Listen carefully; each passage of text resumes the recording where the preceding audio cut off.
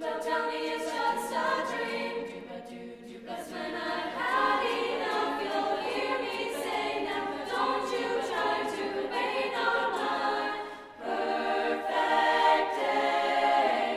Nothing standing in my way on this perfect day. Nothing can go wrong. It's a perfect day. Tomorrow's gonna come too soon. I could stay forever as I am on this perfect day.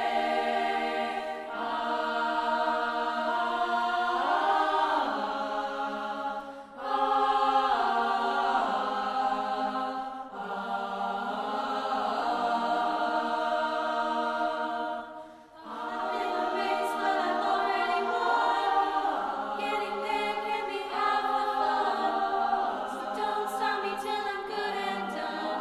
Don't you try to wait on my perfect day. It's a perfect day.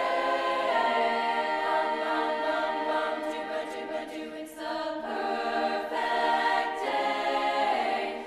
Nothing's gonna bring me down.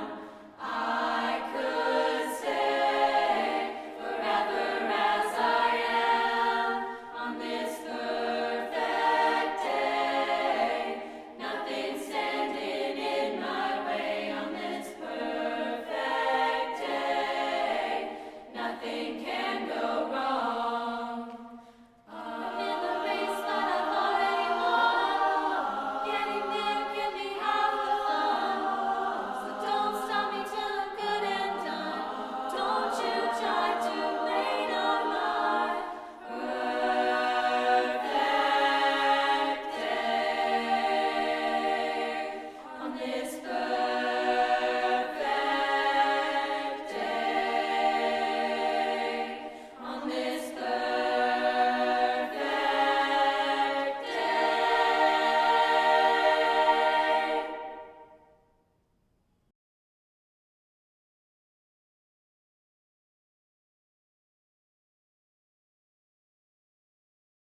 Anything like me, you probably find school finance to be a pretty complicated topic.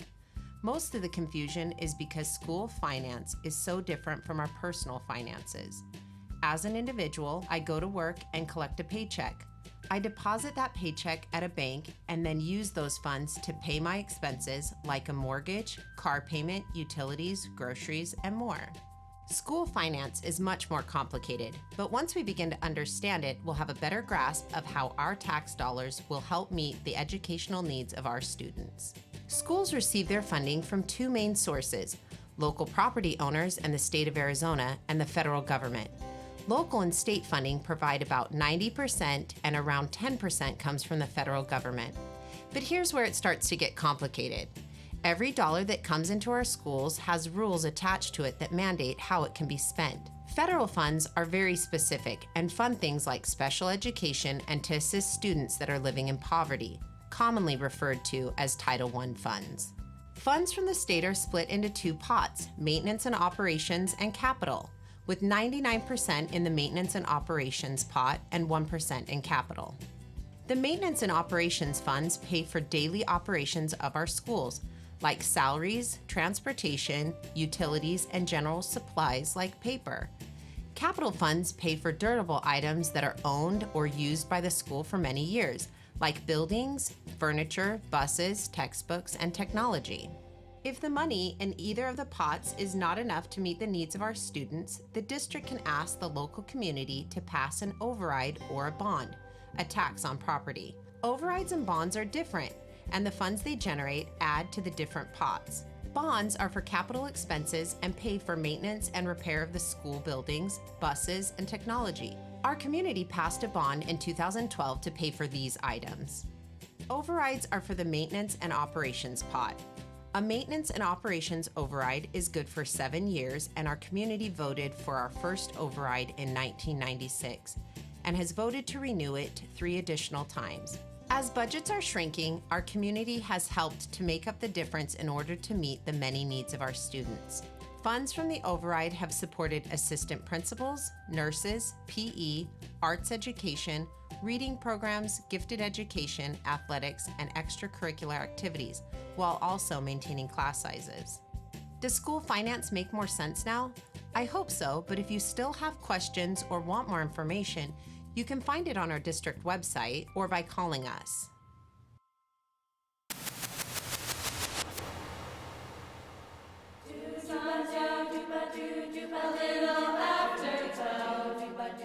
Make breakfast for myself. Leave a word for someone else. People say, they say that it's just a phase. They tell me to act my age, but I am.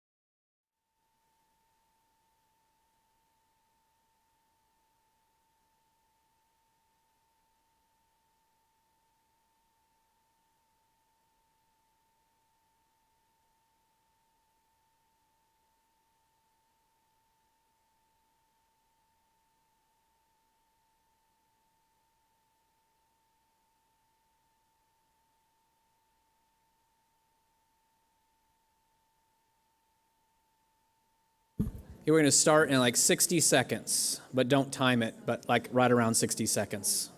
Thank you.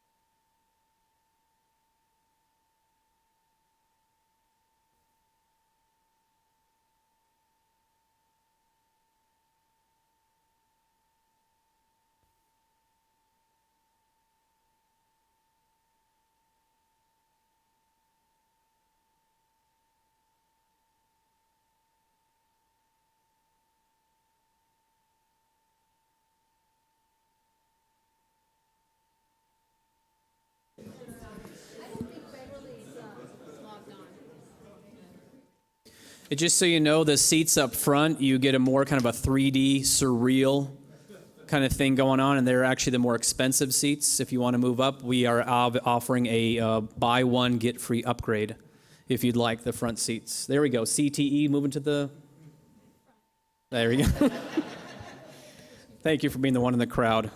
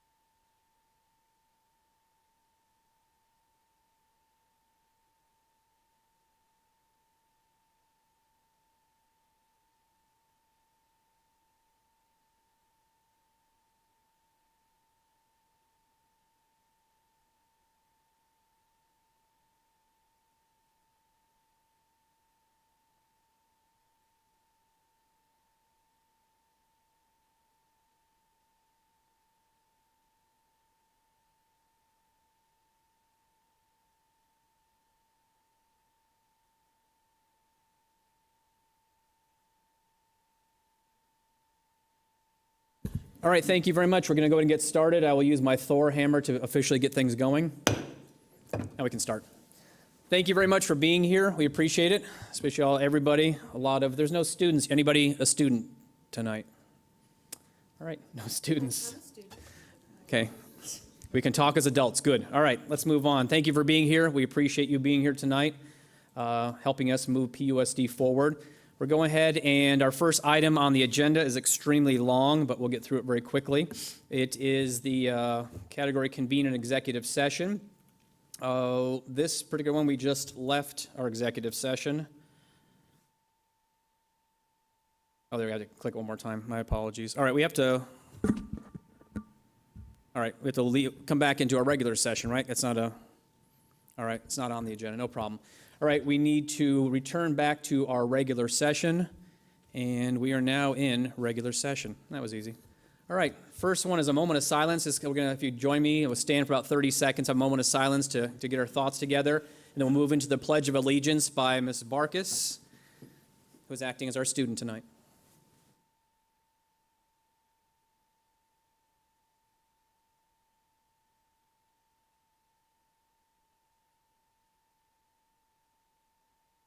I pledge allegiance to the flag of the United States of America and to the republic for which it stands, one nation, under God, indivisible, with liberty and justice for all.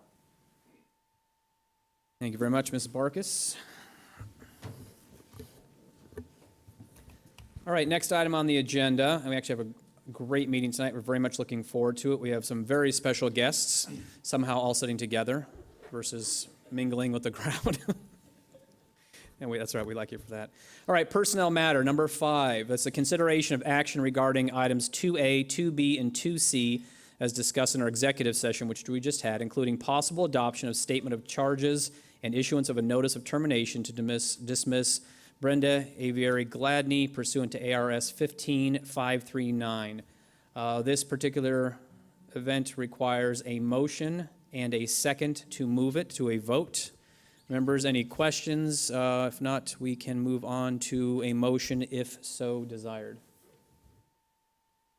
I move that the governing board issue to Brenda Avery Gladney notice of intention to dismiss her, and that if Brenda Avery Gladney does not timely request a hearing in accordance with Arizona law, then Brenda Avery Gladney is dismissed at the expiration of the time set forth in Arizona law with no further action of the governing board. Thank you. It's been moved by Mr. Jonigan. Do we have a second for this motion? Second. Seconded by Mrs. Connect. This is an action item, requires a vote. And please cast your vote, members. Okay, this motion passes 5-0. Then we have on our next item, we also have something related to our executive session. This is number 6, consideration of action to appoint a hearing officer if Brenda Aviary Gladney requests a hearing on the statement of charges and notice of intention to dismiss. This is also an action item and requires a motion and a second to move this to a vote. Do I have a motion? I'll move that if Brenda Aviary Gladney requests a hearing on the statement of charges and notice of intention to dismiss, that the governing board appoint a hearing officer to hold the hearing, hear the evidence, prepare a record, and issue a recommendation to the governing board for action. If the administration and Brenda Aviary Gladney agree on a hearing officer, then I move that we appoint that person with no further action of the governing board. If the administration and Brenda Aviary Gladney are unable to agree on a hearing officer, then I move that the board appoint the hearing officer from the list provided by the Arizona Department of Education as follows: C. Benson Hufford, Don Peters, Steve Lesher, in that order, depending upon availability. Thank you. That requires a second to move it to a vote. Do I have a second? I'll second. Okay. Thank you. It's been moved by Mrs. Doan and seconded by Mrs. Pangarelli. Please cast your votes, board members. Okay, it passes 5-0. Thank you very much for doing that. All right, as the business, now we get to move on to the moment we've been waiting for, our number 7 staff recognitions. Can't even talk. Staff recognitions, and we welcome back Mrs. Danielle Airy for some great recognitions tonight. Thank you for being here. Good evening, President Bullock, members of the board, Dr. Santarelli.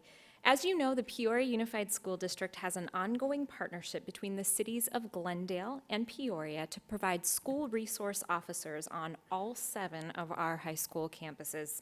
This partnership was made possible thanks to the collective efforts of our Glendale elected officials, our Peoria elected officials, and of course the chiefs in each of those respective cities. We are very, very thrilled to have these outstanding officers on our campuses on all 7 of our high schools. For those who are unaware of the hard work that these officers put in on our campuses, the school resource officers guide and protect students. They serve as sometimes a counselor, a teacher, and a role model, both on and off of the campus. They bring years of law enforcement expertise and hands-on involvement in working with youth in our community to make each of our campuses a better and safer place for not just our students, but also for our staff. At this time, I would like to introduce all of our officers to you, to our board, and to, of course, those in the audience and our board members who are streaming this live. We do consider our school resource officers to be part of the Peoria Unified family, so it's really my pleasure to introduce them to you this evening. When I call your name, officers, if you would please stand, of course, gingerly, as I know you are kind of very carefully positioned in those seats based on all the equipment that you carry there, but... Mrs. Airy? Yes. Sorry, I feel very bad. I was remiss. I did not recognize our guest, all guests, but I did not recognize Chief Minter from the city of Peoria here as well. So I apologize for not doing that. That's okay. He's in my notes in just a minute. No, well, I feel bad for not doing that. I apologize. That's quite right. So, okay, That's now, quite right. I was not going to let him go unnoticed, and also I know, but our I still deputy wanted chief to, from I wanted Glendale. to recognize. So Very thank good. you. Now I very feel good. Yes. In fact, why don't we, to make you feel just a little bit better, Mr. Bullock, why don't we begin with them? So we will Excellent. start with Chief Minter from the City of Peoria Police Department and give him a round of applause. We are also very pleased to have Deputy Chief Matt Lively from the City of Glendale Police Department here with us this evening.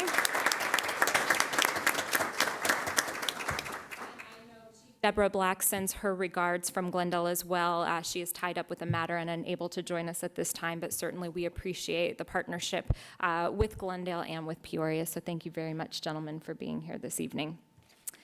And at this time, I will introduce each of our officers. And gentlemen, I'll ask that you stand, and I'll ask Officer Hale as well, excuse me.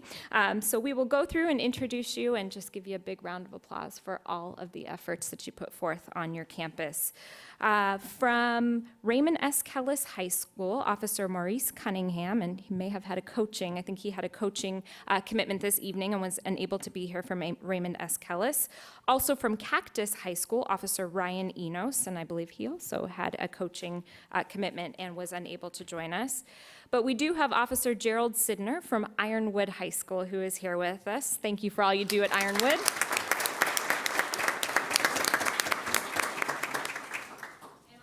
Those three officers from the City of Glendale began in the 2013-14 school year, and so they were a wonderful addition to our Glendale High School campuses. From the City of Peoria Police Department, Officer David Fernandez from Centennial High School. Officer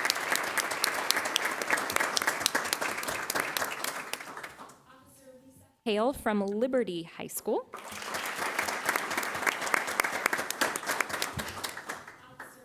Oliver from Sunrise Mountain High School. Officer Brian Rosin from Peoria High School.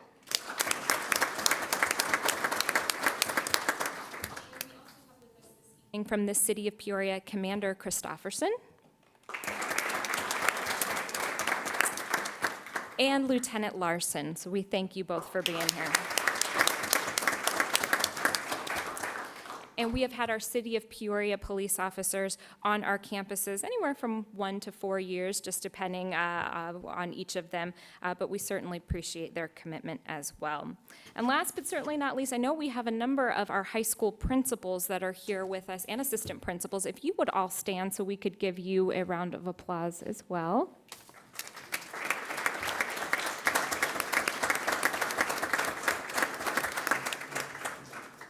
Of these officers do work hand in hand with the administration on each of the high school campuses too, so we know they very much make them feel like a part of the family and help to create that sense of community and certainly a sense of safety for parents and that sense of reassurance. I'll also note, because I do see a number of our elementary school administrators in the audience this evening as well, these officers work hand in hand with the feeder schools, so oftentimes they do go to our feeder schools, pay some visits there and kind of help at the elementary level as well. So their work is just in a myriad of ways to support what we try to do in keeping kids and staff safe. So on behalf of the Peoria Unified School District, we certainly thank each and every one of you for what you do on our high school campuses every day, and we appreciate you. At this time, governing board members, I will turn it over to you for any questions or comments for our school resource officers, or certainly for Chief Minter or Deputy Chief Lively. Okay, thank you very much, and I apologize, Deputy Chief from Glendale. Haven't had a chance to meet you yet to recognize you as well from your position, so thank you for being here. Yes, we have lots of questions. You're not leaving that quick because you are a vital part. Now, normally, I look to my fellow board members and say, do you have any questions or comments? I'm going to take guy in the center privilege, and I'm going to ask the first question, if that's okay. Actually, it's a three-part question. So if you don't mind, because there's a lot of knowledge that I think a lot of people don't have about what our student resource officers do, and our principals on deck too. You're not getting away without answering some questions that'll really benefit us. So would you mind, as a group, select two, and we have come up here, we're going to ask you a couple of questions. Two representatives from your group. Go ahead. Let's see what happens. There we go. There's one. All right. Like the military. Thank you. Never hurry, never worry, never volunteer. Actually, do you have like a certain look, an officer look, like that's your turn or something? I missed how that worked. So, well, thank you very much. And the reason I wanted to come up is for two reasons. One, well, thank you, Officer Hale. My kids go to Liberty. All my kids have gone, all 6 of them, well, 5. And one went to Sunrise. I use you all the time to threaten my kids. Thank you. I say now I'm on the school board. I talk to Officer Hale all the time. Keep your nose clean. Watch out. She's looking at you. And so it's worked great. Now they're juniors. It's not so much anymore. But for the first 2 years, you were the bomb. So thank you for letting me use you and scare my kids. The reason I bring you up is 2 things. A lot of times people look at our student resource officers and parents and maybe just community members for that matter and don't really know the full depth that you do. They think, and I've talked to people, and it makes sense why they think this, that you go to the school and you're there strictly as an authority figure to make sure the bad kids don't get out of control. I've heard that statement used, and I understand where it comes from. But you actually have an integrated and very meaningful and important role unrelated or outside of an authoritative figure. Can you let us know, and for all those watching streaming and those who will watch this video after, give us a little overview of what your day is and what all the things that you do to show how valuable, or to reinforce how valuable you are besides just an authoritative figure and a law enforcement figure? You do realize how big that question is, right? I mean, you do like, I've never asked small questions, so that's it. The onus is on you to make it a small answer. No, but seriously. at least for me, and I want to speak for both of us, but it varies. And it's, safety first. Obviously, it's safety. Safety of the kids, safety of the staff, safety of the community is at the top of what we do. Along with that comes all these other wonderful experiences, which include teaching in the classroom. May not necessarily be law enforcement. It may be in, like, I'm going into a classroom tomorrow to do duty to report. Sorry. I'm doing duty to report, so the kids that are going to work with the COOP kids or that are going into the elementary schools to work, so they know what to look for and what to do. You may be in the middle of something, and in comes a kid that says, I got kicked out of my house last night, I have no clothes. So I know myself, I know Officer Fernandez, I don't know, I'm sure others do too. We have, clothes in and food in our office for kids that end up in those situations. We've got the community to deal with. I've got mass amounts of construction going on around Liberty, so I meet with the construction people to find out, why are you closing the road at 7:15 when school starts? Why can't you close it on Saturday, or, things like that. So, there's so many things that we do, and we have, we all operate under the triad of the, law enforcement officer. Yes, we do get authoritative sometimes. There are things situations that we do have to respond in a law enforcement way, but we also have that role of a teacher or educator, and then we have the counselor part too. So we hear it all, we see it all. I tell people, that's my beat. Liberty High School is my beat, and I'm responsible for that area and anywhere around that area. So I don't want to hog the whole. Sure, no problem, no problem. I know for me, I'm the head freshman football coach at Ironwood High School. So it provides me an opportunity to give adult leadership to 62 young men every day that we're out there for practice. The leadership that I provide them, they then go to school and they share that with the rest of the campus. So it helps me tremendously, and I think it also helps them as well, and it helps Mr. Setko too. Along with that, being in the classroom, teaching, getting in there doing Q&A question sessions, them asking questions about law enforcement and questions about you personally, so that you can let them know that you're a human being that has experiences to share with them to help them and guide them along their way so they can be positive and productive adults. We're also part of the SWAG program, Students with Aspiring Goals, that we both group together and we're a part of, which is an outstanding situation that we're involved in. So outside of some of the things that she mentioned, coaching, mentoring, providing the adult leadership, the counseling, just being role models outside of being a police officer, but just as a good citizen to them and giving them an opportunity to see us do our thing. So, Thank you. Thank you for doing that, because I want people to understand how vast your presence is. Again, it's not just from a law enforcement point of view, although, as you mentioned, of course, sometimes you have to go into that mode, unfortunately. But you're there to teach, you're there to mentor, coach, so many things. I remember we honored your group as well last year, and I asked a similar question. They were talking about teaching law enforcement, teaching law and judicial systems, and teaching government, all these different aspects that better our schools. So thank you for doing that. I apologize for the big question, but that's exactly what I wanted people to hear, the depth of your involvement and how important you are besides just the law enforcement angle. So I'll, from my other fellow board members before question 2 starts. Oh, you want to start? No questions. I just want to say thank you. I've had one child go through Peoria a Peoria High School, one currently in a Peoria High School, and one will be going through a Peoria High School. And I just want to say thank you for everything that you do that we don't know, and like to keep it that way, and all the things that we do know. So thank you very much. I'll echo the thanks. It's been great to get to know some of you over the last few years. And I loved hearing what you had to say and the fact that you serve as role models for our kids. And you're a humanizing police for kids who otherwise may have only seen police on either news shows or crime drama. And so you're real people with whom our kids can interact and get to know. And I think it's invaluable, and I'm really grateful you're there. Thank you. Well, that's pretty much exactly what I was going to say. I was going to say, the children must feel, and the young adults, much more able to approach police for help or guidance after knowing you and being involved, seeing that you're involved in the school. And I really appreciate that. I appreciate that you are an influence there, and that they can see that the police aren't just there to beat them over the head with a stick. But I really do appreciate it. Thank you. And I'd like to also say thank you, not just as a board member, but as a parent. I've had two daughters that have gone to Centennial, and I've met Officer Fernandez. I haven't had the pleasure of meeting the rest of you until this time. But I know when I dropped our daughters off at Centennial, I was really comforted to see the Officer Fernandez in the front guiding traffic, or just seeing the patrol car and knowing that he was there. So thank you very much.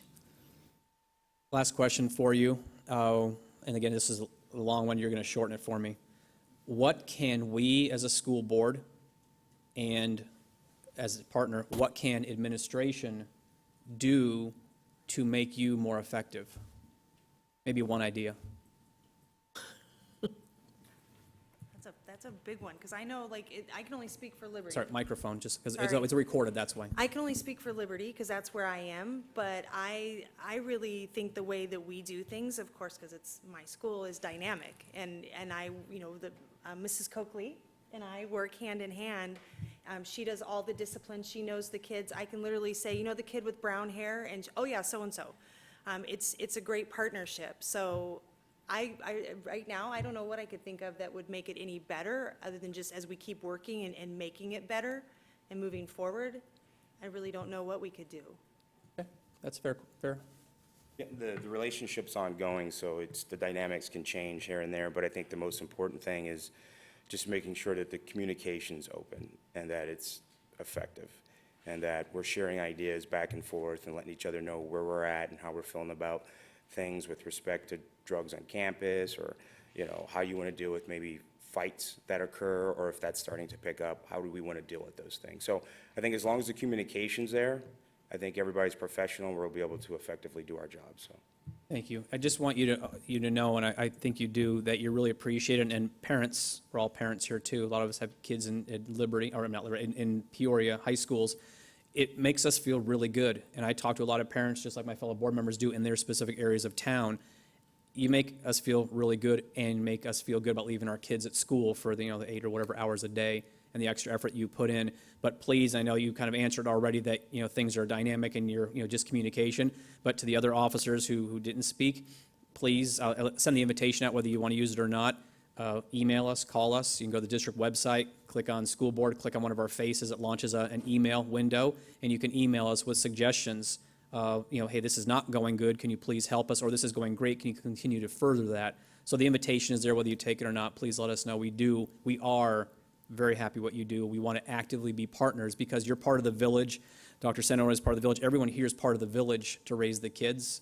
So the invitation's open. Please let us know, because we don't know it all, obviously. So thank you very much for coming up here tonight. Okay. And I will tell you, President Bullock, thank you, all of you, so much for all of your support. We appreciate it. It's fun to see you on our campuses. Everybody that comes by and sees what we do, we appreciate that support too.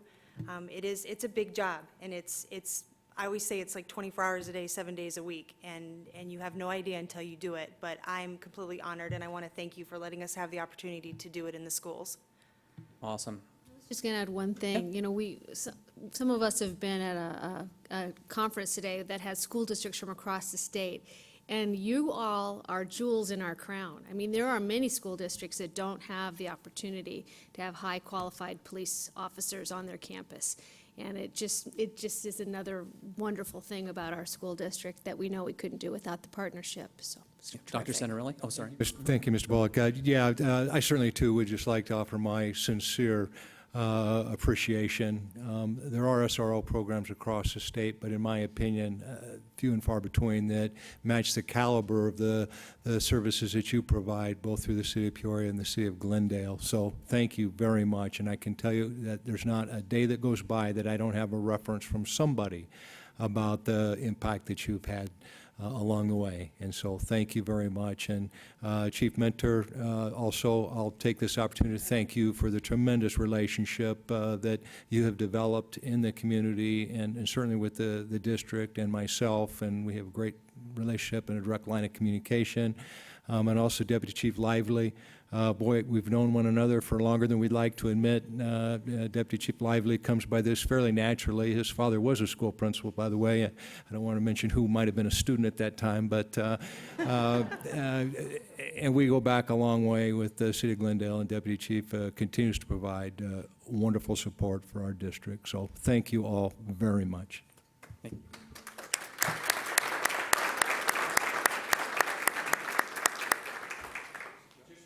I think Chief Black. Come on in. Chief Black, everyone.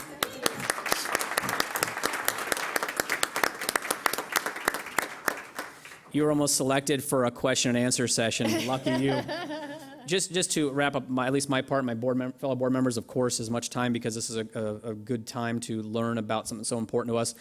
Two principals. Come on up, volunteer. Now let's see if you have a different look that you give each other to come up here. I have one question for you. It's simple. It won't be the long one I gave to previous officers. Go ahead. There's one. They gave the look. That was interesting. It was far more noticeable, though, than the police Figured officers. Ironwood would be exempt from this since our SRO spoke. But Principal. I nominate Mr. Scorning. I second. All in favor? Aye.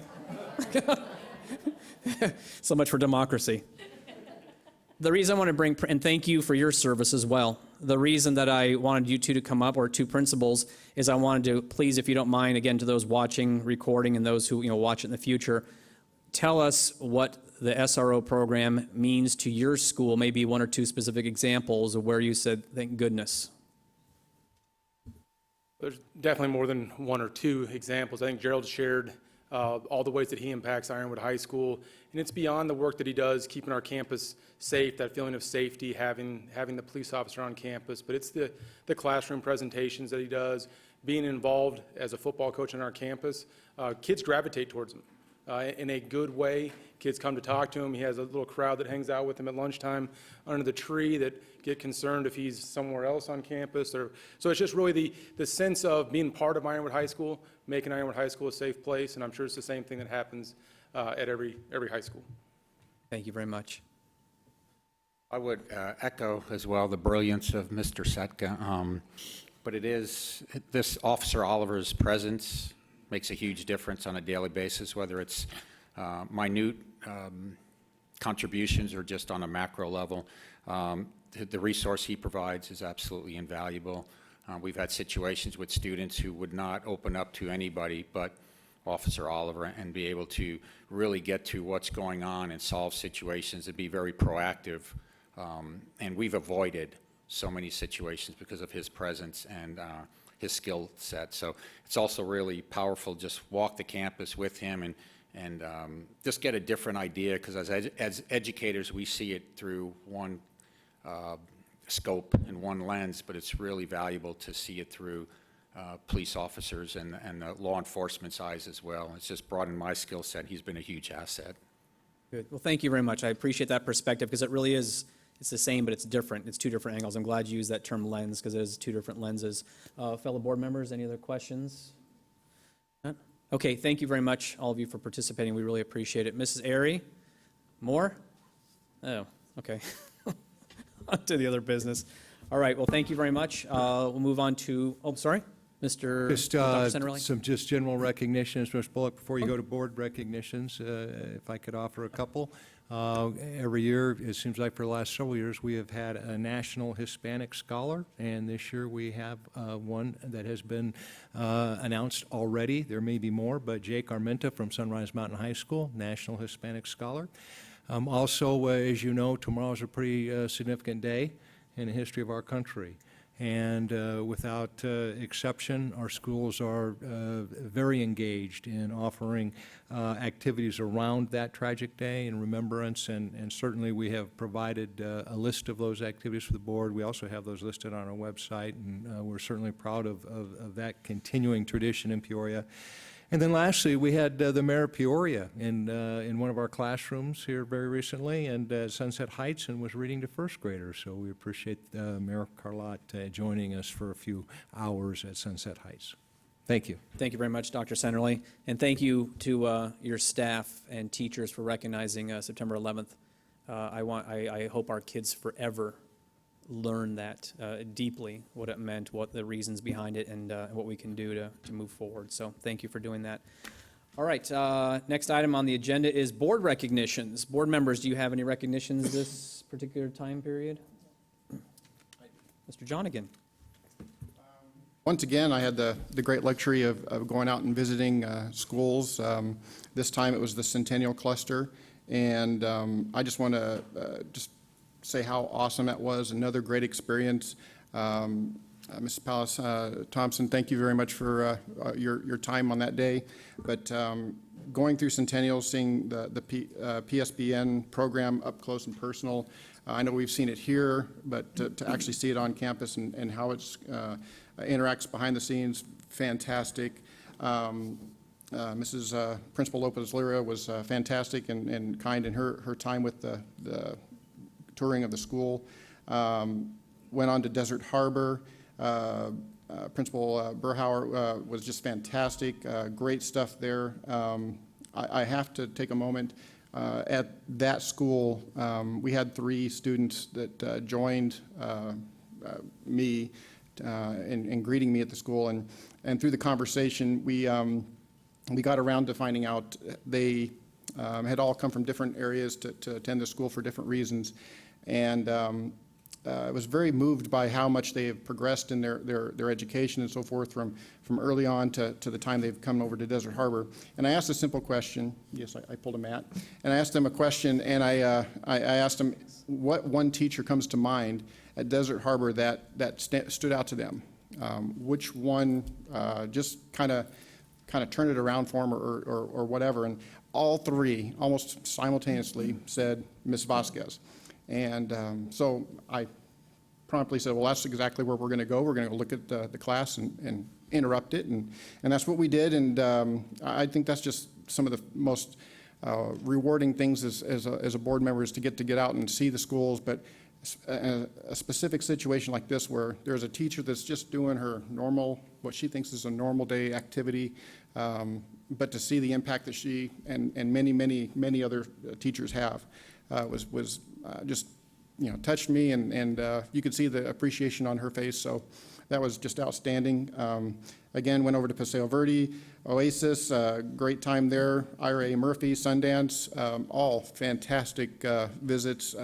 I could spend, in an inordinate amount of time talking about the different programs and things that we saw there, but just a heartfelt thank you on behalf of me for your time and your graciousness and your warm welcomes, and I just want to say thank you very much. And for the next school cluster, I'll see you on the 23rd. Awesome. Thank you very much. Okay, I'm going to go back to the police officers. I believe there's a. But I don't have any long questions. I just wanted to, I don't know if everybody noticed that Chief Black came in, and it reminded me that I wanted to thank her and Officer Hayes for showing the young women in our school district that law enforcement can be an option for them too. I think that's fabulous. I'm excited about that. Thank you. Mrs. Doan? No, I don't have anything. Okay, and why do you make fun of me for always asking questions? All right, thank you very much. Appreciate it. We'll move on to the next item on our agenda, which is, there we go, a request to address the governing board regarding matters not included on the agenda. Ms. McCarty, thank you very much for your help. Next item is the address agenda and consider adoption of recommended changes. This is a chance for board members to rearrange any agenda items that they see fit for any reason. Any adjustments to the agenda tonight? Okay, we'll move on as stated.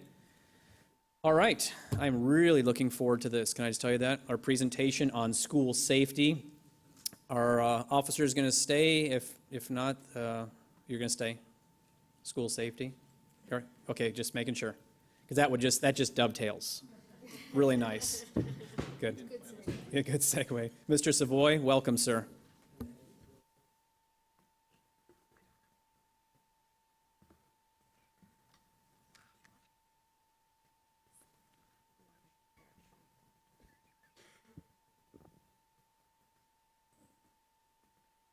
Well, good evening, President Bullock, members of the board, Dr. Santarelli. Thank you for providing us this time this evening.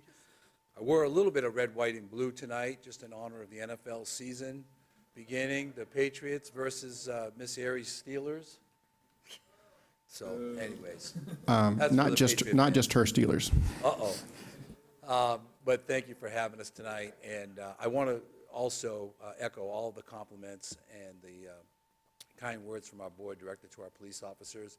And it is amazing the partnership that we do have, and I really appreciate Chief Black and Chief Mentor and Chief Lively being here with us this evening.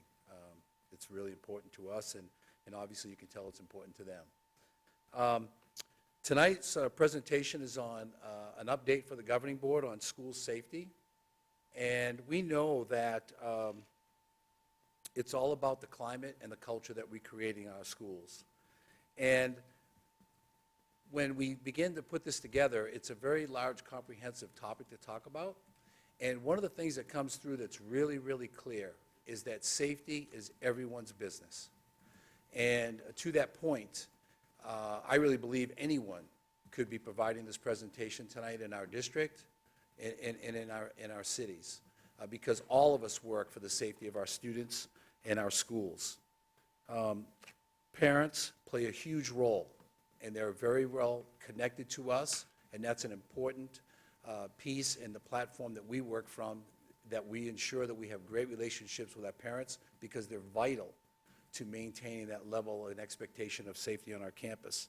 And folks that don't have children in our school, neighbors, it's amazing how many times we will receive a call from someone in the neighborhood who will see something and say, you know, you might want to know about this. And we follow up on that. So the eyes and ears of everyone is critical.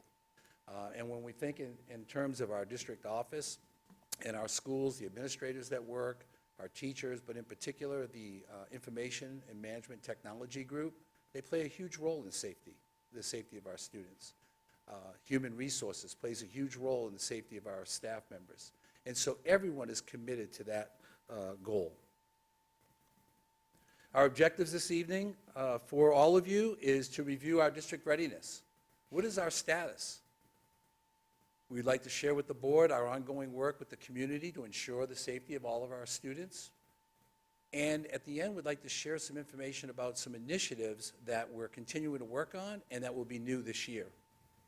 And also, we want to provide the board an opportunity to have discussion about safety. We know this is important to you, and it's important that we have a chance to talk about it. Our comprehensive approach tonight will cover some of the topics on climate, a campus focus, what is our preparedness level, how prepared are we, environmental design, the layouts of our campus, and some work that we're doing to enhance the safety of our campuses. We'll also talk a little bit about our partnerships, and we'll spend some time talking about cybersecurity. And I know that some of you have a strong background in technology and social media, and I hope that you have questions or comments about that as well. The first thing, and I know many of the board members that have heard me talk about safety in the past know that this is something that's first and foremost, and that's climate. What type of environments are we creating on our campus? What kind of expectations do we have for our school buildings and our school children who attend and our staffs that work there? What kind of expectations and screening do we look at our administrators that we hire, that we place in a huge spot of responsibility to not only ensure the learning, but the safety and the management of a huge facility? And so those expectations are something that start at the top with Dr. Santarelli and his leadership team. And obviously, you can see tonight that a lot of our school administrators are here, and they're the ones who develop and create that climate on their school. One of the big things that board members, parents, community members can look at to understand the full scope of what we do in our schools is our handbook. And tonight in your board presentation in the electronic section, I did include both the handbooks for the elementary school and the handbooks for the high school, perhaps if you wanted to review those. But all of our expectations are laid out in those handbooks. Teachers, we hire the best, we look for the best, and it's about teaching, but it's also about the climate that that teacher provides for their students. What kind of environment do they create within those four walls? They do that by establishing classroom rules, and a lot of teachers you'll see do that with the students. They'll talk. What should be the rules in our classroom, children? What are we going to focus on this year? How are we going to support one another? Teachers then create behavior plans. We communicate that to our community, to their parents. These are the expectations and the rules that we have for children to be safe at school. How are we going to respect one another? How are we going to support one another? And then usually what happens is, as a whole-wide, campus-wide effort, is the idea of character education. A lot of schools work with capturing kids' hearts. I know the board's familiar with that. We do have the 6 pillars of character education, that some schools choose that. Some schools create a positive-wide plan on their campus with certain key focus areas that they're working on.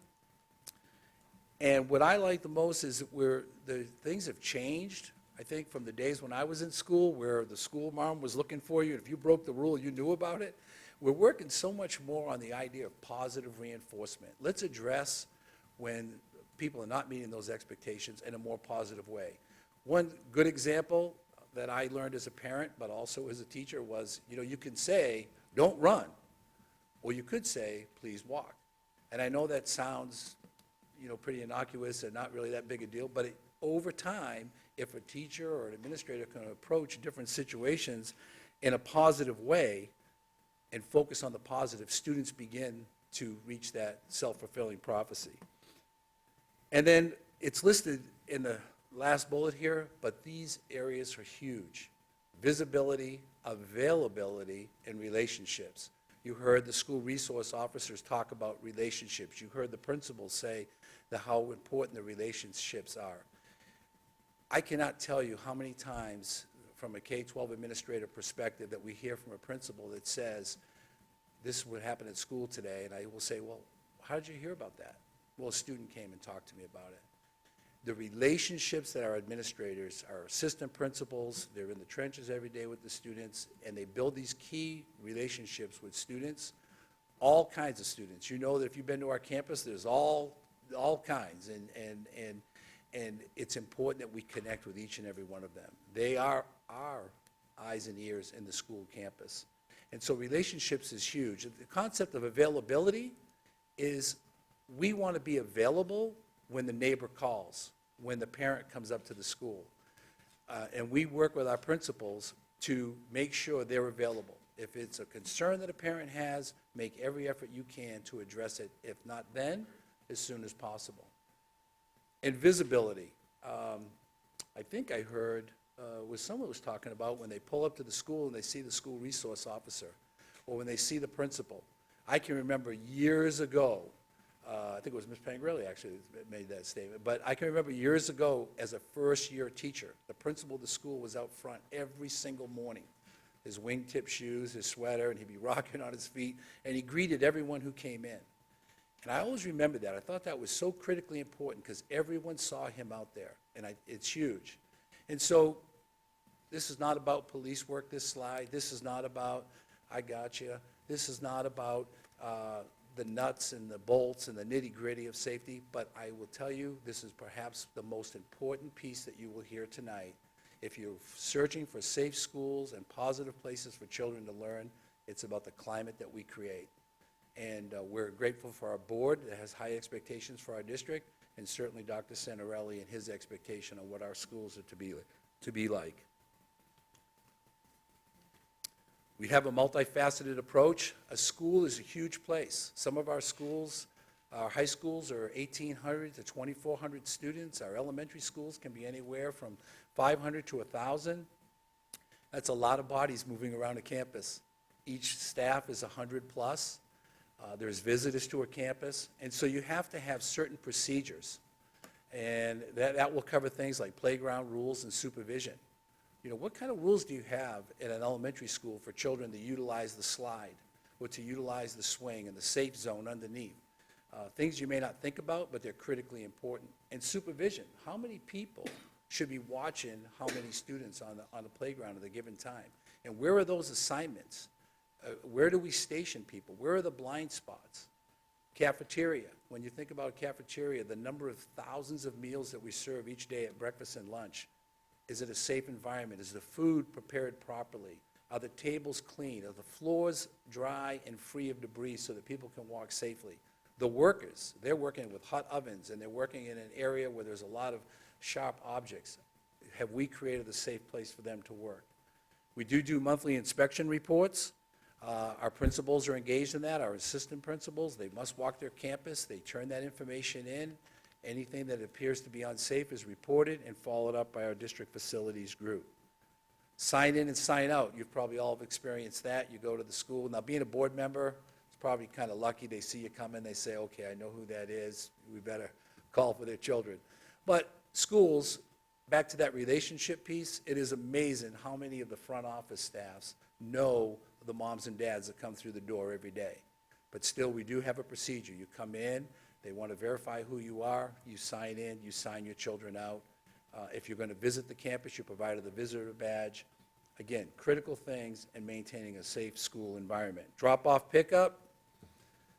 How many of us have experienced the beginning of school or the end of school and you want to get in and get out quick? And sometimes it seems like controlled chaos for about 15 minutes.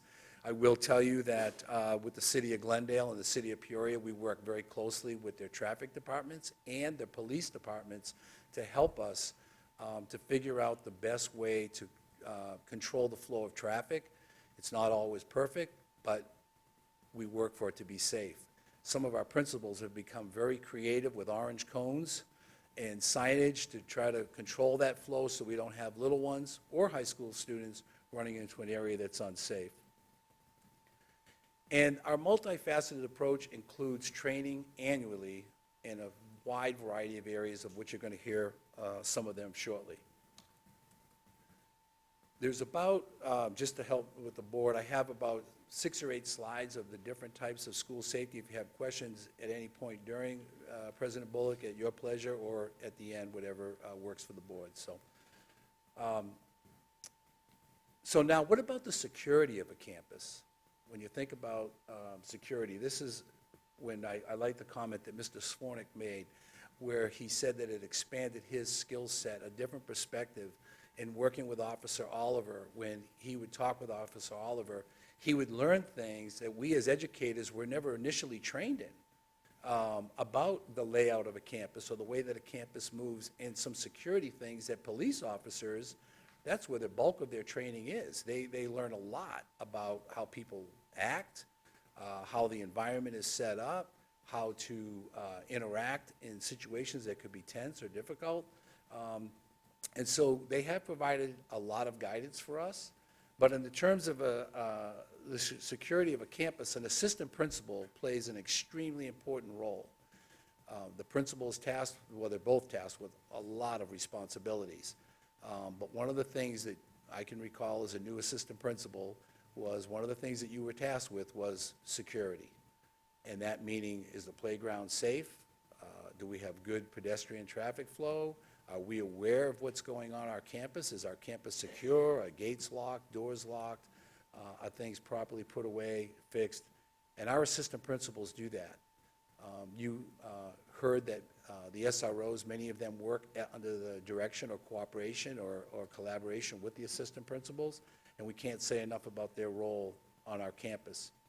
I mentioned the school resource officers, but we also hire off-duty officers. A lot of times at football games or big activities, theater productions, I think of the junior high dances, the junior high elementary promotions, we'll hire officers to provide an additional layer of security in case something were to happen. There's someone there in a uniform that's blue with a badge, and right away that can help so many situations, just the presence and the visibility of an officer. Our campuses are closed. I think I recall some of us involved in that process of closing our campuses, but I think if you ask our high school principals, it's created a much safer environment. We have less students leaving campus for reasons that are not connected to educational reasons, and I think it's, in the long run, it's my opinion at this point, but it has really helped support our high schools in a real positive way. And along that line is the idea of the ID badges, identification badges. All of our staff wear those. And what's important about that, I, as a K-12 administrator, visit a numerous number of campuses. And I know Mr. Jonigan was with me just recently, and he was wearing his identification from the board. And it's interesting, particularly, well, high school and elementary. If I arrive on that campus, I can see students look at me and they're like, I don't know that person.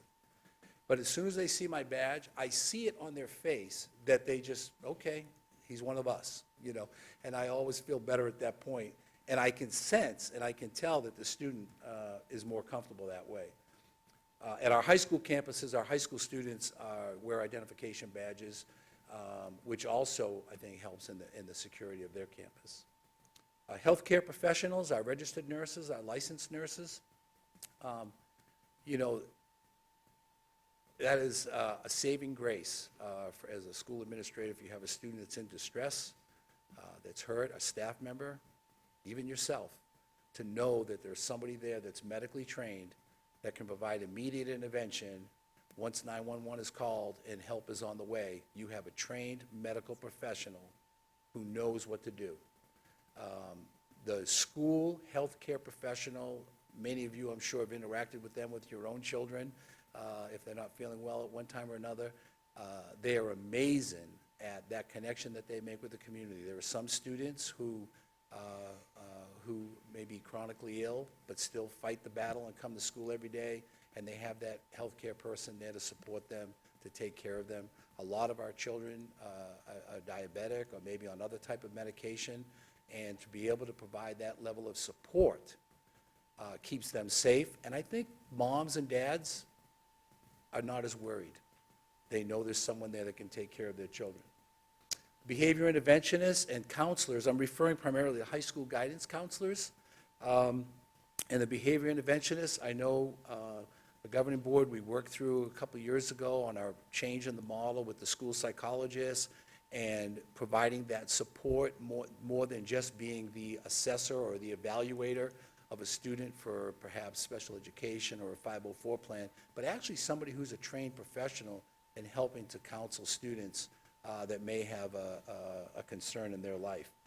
Our behavior interventionists work in hand with not only special needs students, but with all students, and provide that intervention that's needed when a crisis may occur. Again, it goes back to connections and relationships and the climate that you create to help kids be successful.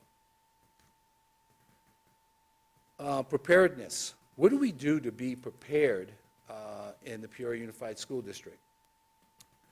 I think the police officers would agree that it's about training, training, training. And this is something that, as teachers, we trained and trained and trained to teach. But one of the hats that we all wear, particularly our teachers, who are the front line with students in case of a crisis or an incident or a situation needs immediate response, we now train all of our staff members, our support staff and our class certified staff, on our preparedness plans. Every school has an emergency preparedness plan. I carry my book here with me tonight into the meeting. I keep that close by. I carry it with me everywhere. If you were to ask any principal or assistant principal, every school has an emergency preparedness plan. They have a kit, a go kit that's ready to go. Those plans outline our response in a variety of incidences that could potentially occur. And we practice. We practice through lockdown drills. We practice through evacuation, fire drills. We think in terms of fire drills, but there might be times when you need to evacuate the school. It might not be about a fire, but we practice, how do we evacuate? How do we move 1,000 students out of a building in minimal time to a safe location and everyone's okay and we can account? Lockdown, how do we make sure that every student finds a secure location and there's an adult there to monitor them and account for them? We practice that because we know that practice will help us in the event if something ever did happen, people would know how to react initially. And believe it or not, we do bus evacuation drills. We've been doing this for quite a while. We do it twice a year where bus drivers will bring the big yellow bus into the front of the school. And this is not only for students who ride buses, this is for all students, because you may be on a field trip, or you may play on an athletic team if you're in high school, or you may be on the choir. And the bus driver goes over the procedures and the steps that you will take if we were involved in an accident or we needed to evacuate the bus. How do we get from the inside of this yellow bus to the outside in a safe way and then to a secure location? And so we practice that twice a year with all of the students. Threat assessment teams. This is something that we've implemented over the last couple of years. This is a very specified topic that we went through training with the Arizona Department of Education. We have trained all of our administrators. In fact, just this past week, our principals had their refresher course, and our assistant principals will have their refresher course next Wednesday. We also trained all of our school psychologists. So if a student were to make a threat against the school or another person, there's a process by which, mainly it focuses on two things right at the beginning. Is this a substantive threat, or is it a transient threat? So a transient threat, just in the vocabulary, would mean, well, probably after we looked into it, dug into it a little bit, it doesn't appear that there's any merit there that this threat could, one, be acted out, or that it was real. And sometimes, you may have a younger student who might make a comment that was not the right comment, but the thought of that perhaps occurring is not going to occur. And there's due diligence steps that we take to verify that.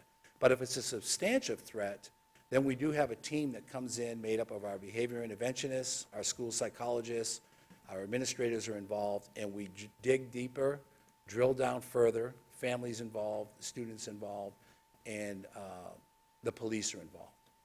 And it doesn't happen very often, maybe a half dozen times. And what's been remarkable is we've helped students. The outcome has been we've helped students. And I can't say enough about, and we've talked about this, we're singing their praises all night, but the City of Glendale and the City of Peoria Police Departments, with our preparedness, we train with them.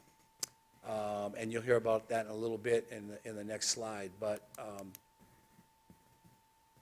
if we didn't have the relationship with them that we have, I would be concerned. But I'm not concerned because on my notebook right there, if you were to look there, every one of those business cards is stapled, is one of these people in this room. They're also in my cell phone. I know they're in Dr. Santarelli's cell phone. I know that Miss Airy in PR, you'll hear about our Emergency Command Center.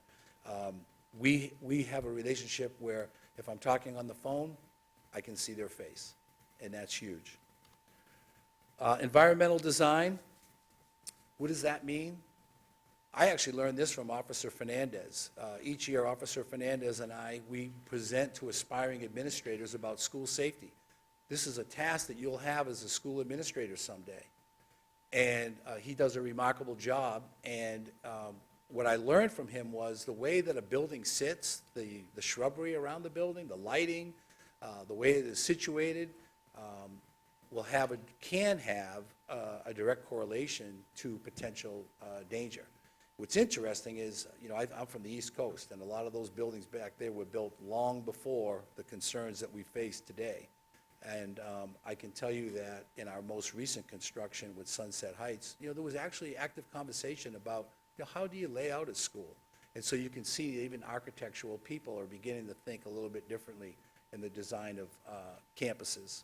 Fencing, we have a robust program looking at fencing. How can we make adjustments to make our campus more secure? And I know that in some of our board visits that we've done, we'd actually get to places, well, we can't get in this spot. Well, no, that's locked at this time, and so you could see that. Closed campuses we talked about, play areas, renovation projects. I'll bring up just one. If you had a chance to visit Saguaro Ranch, this year we had a major renovation project there. If you recall, if you've been to Saguaro Ranch, you would walk in the front, there was a huge community room. And you could go anywhere when you walked in there. And Dr. Gundram, and working with facilities and working with our K-12 team, actually relocated the office entrance to that school. So now that it's right at the very front of the school, you have to go through a gate to get there, and that's as far as you can go. That has been a major change. So that's an example of some of the things that we're doing with our bond money, where our community supported that idea of those enhancements. In maintenance, we work a lot with our insurance group, Valley Schools, and one of the things that we instruct our administrators and our facilities folks is you must inspect little S-hooks at the top of a swing set. You have to look at the chain on a swing set. You have to look and say, you have to look at the slide. Is the plastic broke? You must walk the field. Are there holes in the field that we need to fill in so that if someone's running, they don't twist their ankle or break their leg? I mean, I know they sound like things that you wouldn't think might happen, but they're important. And so that's what we mean by maintenance. Safe routes to school. We work with City of Peoria, Glendale, their traffic departments.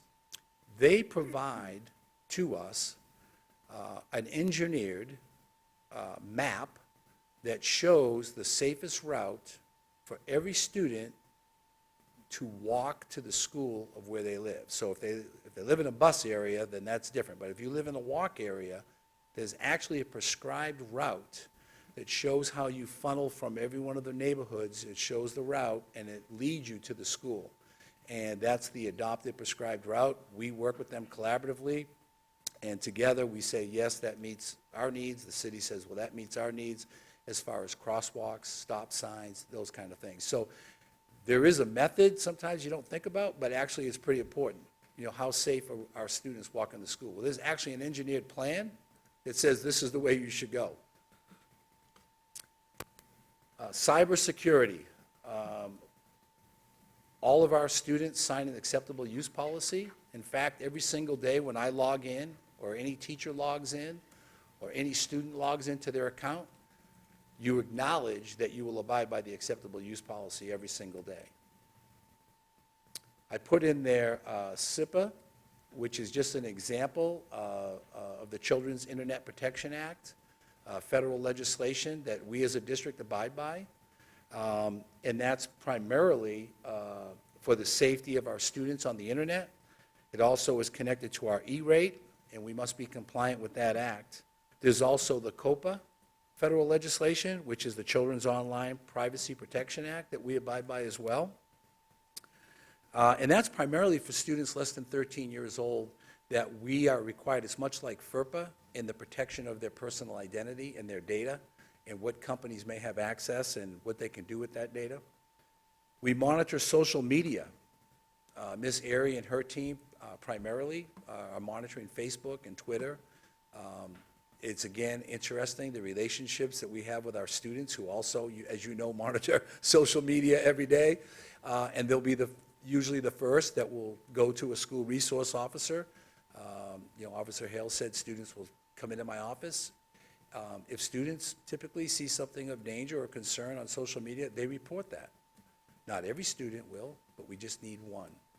And they do it for the right reason, and we're able to help students. Sometimes it's a student, you know, reaching out because they're in pain themselves, or maybe they've heard something that they're concerned about that might happen after school or that sort. So we monitor social media. What's interesting about that is we get things that come from the outside. It's not unusual for Chief Minter or someone from Glendale to call Dr. Santarelli or to call Ms. Airy in the public relations and say, hey, we're kind of hearing this chatter out there. Are you folks hearing anything about that? And so we'll compare notes and we'll communicate together about that. Couple quick things on firewall and content filter. I know that Mr. Bullock and his background in technology is probably very familiar with this, and perhaps many of us here, even with our own home systems. But the idea that we do have firewalls in our district on different levels to protect the mail that's coming in and protect us from hackers and malware and so on and so forth. And our content filter is much like a person holding a gate. What are we going to let our people, our students and teachers have access to that's appropriate, particularly students? And they're always working to find a way around it. But Mr. Molino and his team in information and management work very, very hard to maintain that level of safety and security. Internet Safety Week. So so you have this idea of cybersecurity, and it's new, and there's a lot to monitor and a lot to keep up on. And one of the things that as a district is that we have taken huge responsibility for is how can we educate our students and our community about the dangers of, or the protections of, or even the great wealth of information that's out there about how to be appropriate with it on a daily basis. So Internet Safety Week, we do this every single year in the Peoria District. This year it's coming up September 28th with lessons and activities that will go on in the classroom. High schools will see videos that are aligned to that. We do abide by the Arizona State technology standards, which does have a component in there on students being appropriate and safe and using technology. And along with the Peoria Police Department, we have sponsored a bullying art contest for 4 years now. But interestingly, with Officer Mike Oliver from Sunrise Mountain, it's morphed a little bit into cyberbullying. And that really aligns, it seems, with the students. It seems to resonate with them, as opposed to just doing an art contest with a topic before the first 2 years really didn't align with cyberbullying. This year the theme is, think twice before you type. Hashtag think twice before you type. So that idea that you're at your computer or you're thinking about texting out something that might not be the best thing in the world, we want you to think twice. So that's our theme, and it's amazing the projects that we get back. So moving a little bit from school safety, the multifaceted, comprehensive approach, I want to talk about some of our partnerships. We do have a safe school line that's maintained by the school district's public relations department. I will tell you that probably a couple times a year as a K-12 administrator for 2 clusters, I will probably receive 2 tips where Ms. Airy will come down and say, we received this call within, last hour, or we received this morning when we came in, and we will follow up. I will follow up on it right away. The other K-12 administrators, I think it's about the same. It's not like overwhelming, but things do come in. It's an opportunity for somebody, if they see something, they can call it in anonymously, and then we follow up with the school. We do have an app where folks can communicate with us. We've talked about our partnership, Lunch with Blue.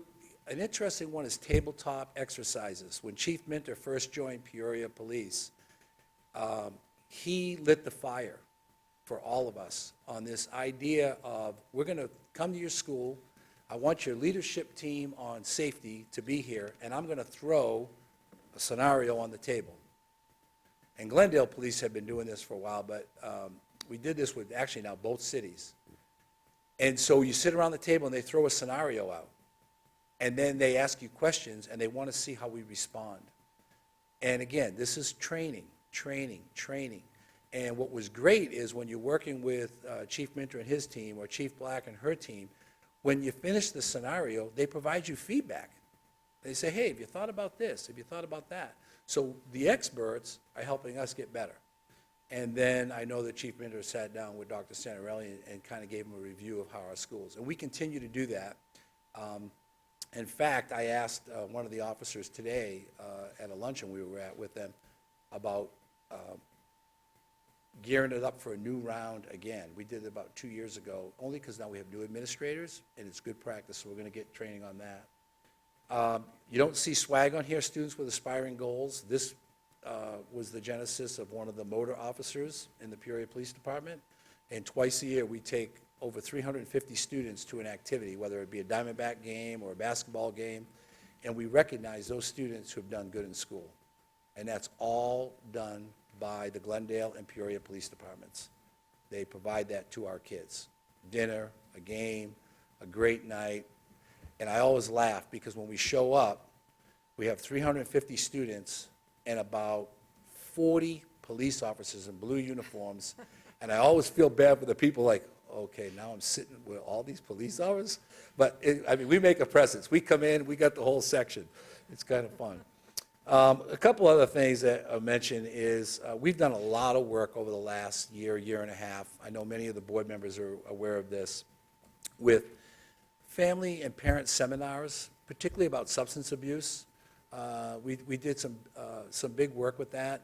The police departments joined us, both Glendale and Peoria. Their officers presented the dangers of substance abuse. They showed the real drugs. They talked about it. We had people who were victims of substance abuse tell their story.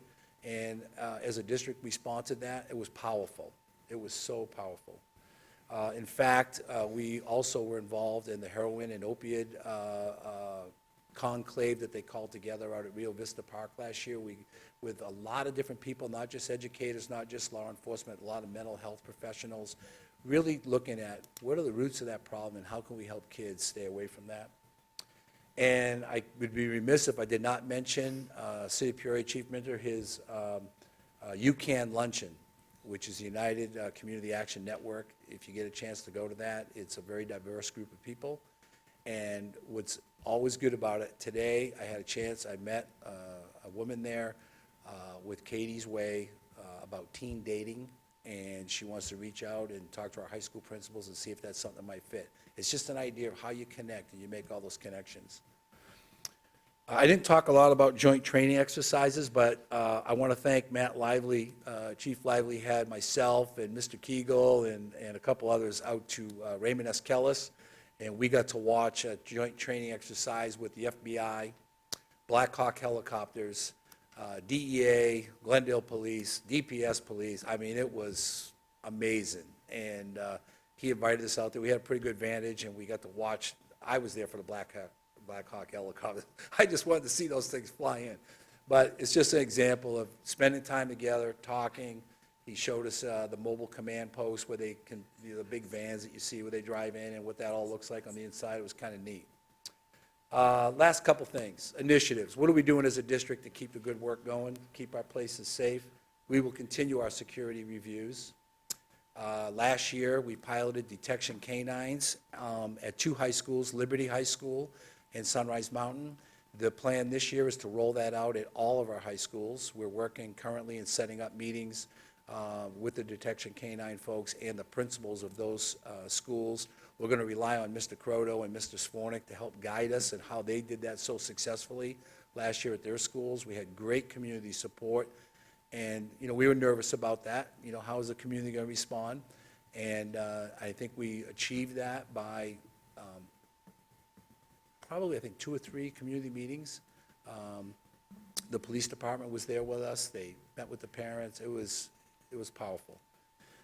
Security cameras. As you know, the board has that expectation for us. That was part of our last bond package. I can tell you that the first round of installation at Liberty is complete. We had to do some debugging this week. What I mean was we had to work on the resolution of the cameras. We were successful with that. What's critical about that is working with Honeywell and Mr. Reynolds in facilities management is we want to get that school right and say, okay, here's the template. Now let's go to the next ones and that. So we've really spent some time in getting this installation correct. But that should be completed by the end of the year at all high schools, security cameras. Keypad access will be at all schools. It's currently being piloted and installed at Coyote Hills. The idea there is not every classroom on the interior of a school will have keypad access. It's primarily the exterior doors. But it eliminates the need for keys, but it also helps in knowing who's coming and going and securing our buildings. We will continue to develop our partnerships. We will continue to work on environmental design improvements. We just met with Mr. Reynolds about that today. Reunification plans, what does that mean? Well, in our emergency preparedness manual, there are scenarios where we may have to evacuate a campus. We may have to move the students to another location. We have plans for that, and we're prepared to do that. We have our procedures in place. One of the things that we've learned, and we're going to work on this year, is that when you move 600 students, or a high school of 1,800, which I've had that experience, and it comes time to put boys and girls back with mom and dad, if you don't do it strategically, it becomes chaos, because moms and dads want their little ones right now. So we've been working with some other districts. We have a good plan on how we want to do that, and so we're going to work on that, get that established, and make sure that we share that, get that out to our schools, and we may even practice that in a couple of situations to see how it goes. The biggest thing is, here's the check-in to say, I'm here for Bill, and okay, well then, mom and dad, we're going to meet you at the other end of this building in a different location, so that gives us time to find the student and then get them to mom and dad. So, but I know it doesn't sound like much, but it can, you want to do that in a safe way as well. And then our District Emergency Communications Center, we actually have plans, and when we have an incident that occurs at any of our schools, we activate what we call our ECC, our Emergency Command Center, which puts into motion what will happen from the district level in support of the school that's in crisis. And that happens, you know, a few times. We had it happen a few times last year. And so we all have a role, and we practice what that role is. K-12 has a role, IMT has a role, Public Relations has a role, and then who are the people who are going to communicate? And then the last thing I just want to share with you, and I use this huge scope, but I asked Wendy Davy, I said, Wendy, do we have data that says anything about safety from another perspective? And so we pulled question 19 and question 63 from our parent survey. We do a survey every year. And question 19 was, the school offers its students a safe environment to learn. We had 2,166 respondent, and we had a favorable report of 82%.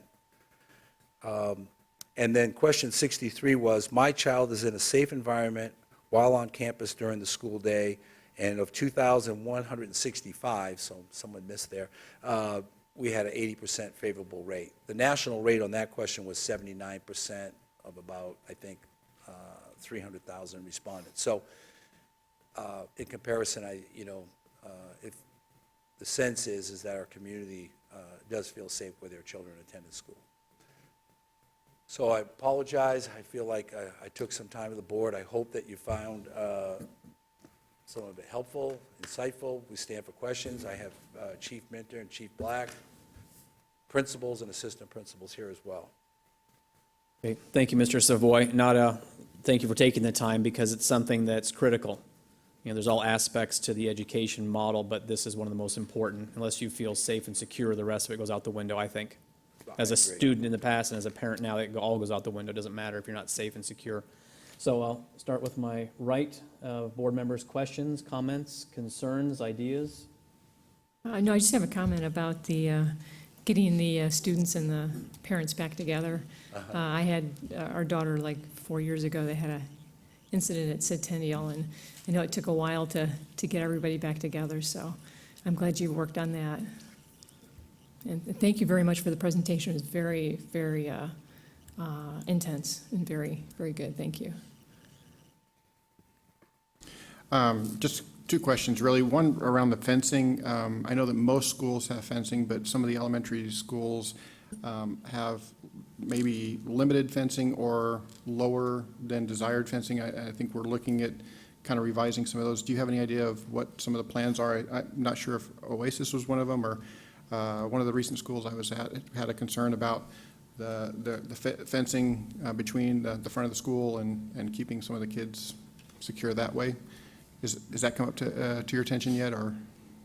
President Bullock, Mr. John, again, it has come to my attention. We are aware of it. In fact, we met with Mr. Reynolds today in facilities management about a variety of things, but that was one topic that came up. There were also two other schools, most recently, that had similar type incident, and so we are addressing that. Fantastic. Also, regarding the canine side of things, I think that's fantastic. That was actually one of my questions to ask if we were going to implement, because I had not seen that. I think that's a fantastic step forward. Any more specifics you can give me on that? You know, some of the findings that you've been able to discover with the dogs, more than just by your standard SRO on campus? Are they helping us find like drugs more per se, or what is more the intent of the dog there? President Bullock, Member John again. You know, it still goes back to our education, our relationship, and working with our students. Interestingly, with our detection canines, we used them last year. We did 2 sweeps of both Liberty and Sunrise Mountain. We do not go into classrooms where students are at. We don't, you know, that's not part of the protocol. In all 4 of those sweeps combined, we did not find any illegal substance, although the detection canine did hit on some spots where they smelled that residue. And so they looked and searched, but nothing was there. I think overall, we had a slight uptick in drug incidences last year, district-wide, high school. We think that had a little bit more to do with our diligence and the relationships and really working to ferret it out. The big piece about the detection canines was the front-end work that we did and the education of helping parents and students understand what it was that we were doing. It's not about necessarily I got you. It's more of a deterrent focus that we were taking. Right. And impressing upon students, one, we hope you don't make that choice, but if you do make that choice, school's not the place to make that choice. And so that was really our work and our effort in that area. Excellent, thank you. Mrs. Doan, Mrs. Connect?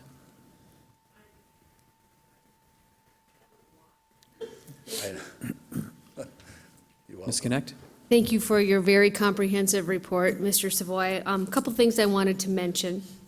The public may not be aware, but our PR department keeps us very well informed when there's a student who may maybe be hurt or injured during the day. And the vast majority of those, unfortunately, are traffic-related things.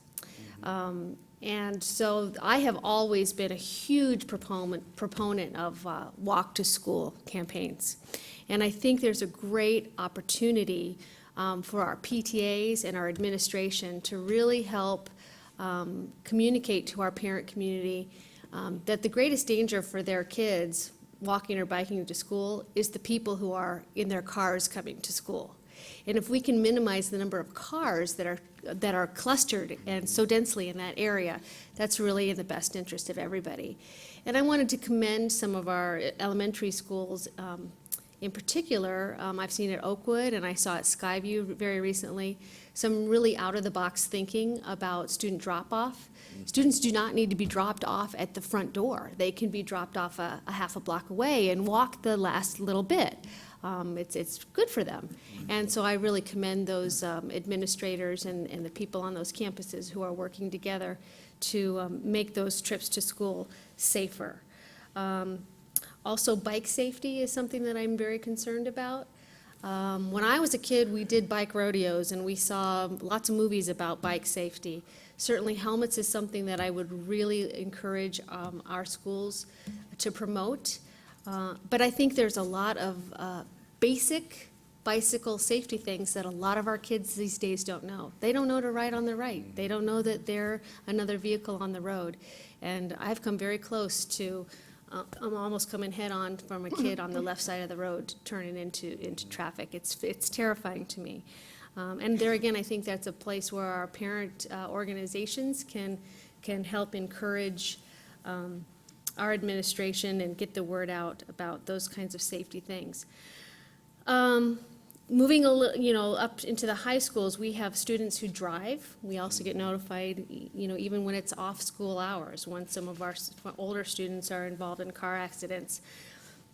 But I think there are some things we can do when our high schools know that kids are going somewhere, whether it's a football game or whether it's a fundraiser or whatever. I think we can make some common sense decisions there. If we know that a whole bunch of kids are going to a certain place and it's 50 miles away, I would like to see our schools take the initiative to organize a bus, even if we have to charge the students a fee to do that. That's fewer kids out on the road, especially if they're coming back late at night. I'd like to see that. If we are employing vendors or sending our older kids to vendors, let's make a conscious effort to make those vendors closer to our schools and not be asking our students to drive to Tempe or Scottsdale to take advantage of a product or service that has been offered to them. Because there are alternatives closer to our community, so it's safer for our kids, and we keep the money a little closer to home as well.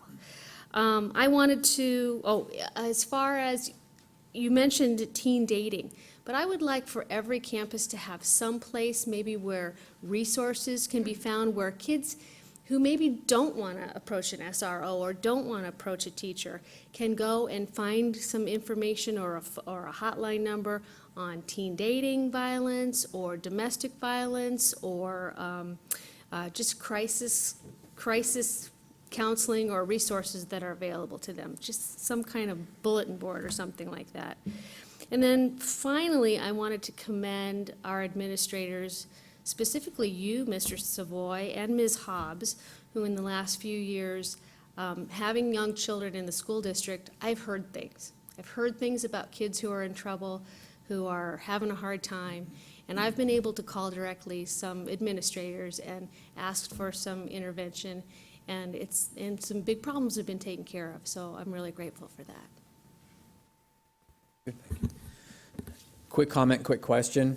You know, it's interesting, you talked about on the cyber part, and that's obviously near and dear to my heart because I work in the high-tech business. I'm a geek and I'm proud of it, just making sure. It's good. I'm on top of technology 24/7. That's the world I live in, high-tech, and I have a hard time keeping up with my kids and how fast it changes. And I thought I wrote the book on technology in my household, but I can't keep up with it. You hit on what we're doing.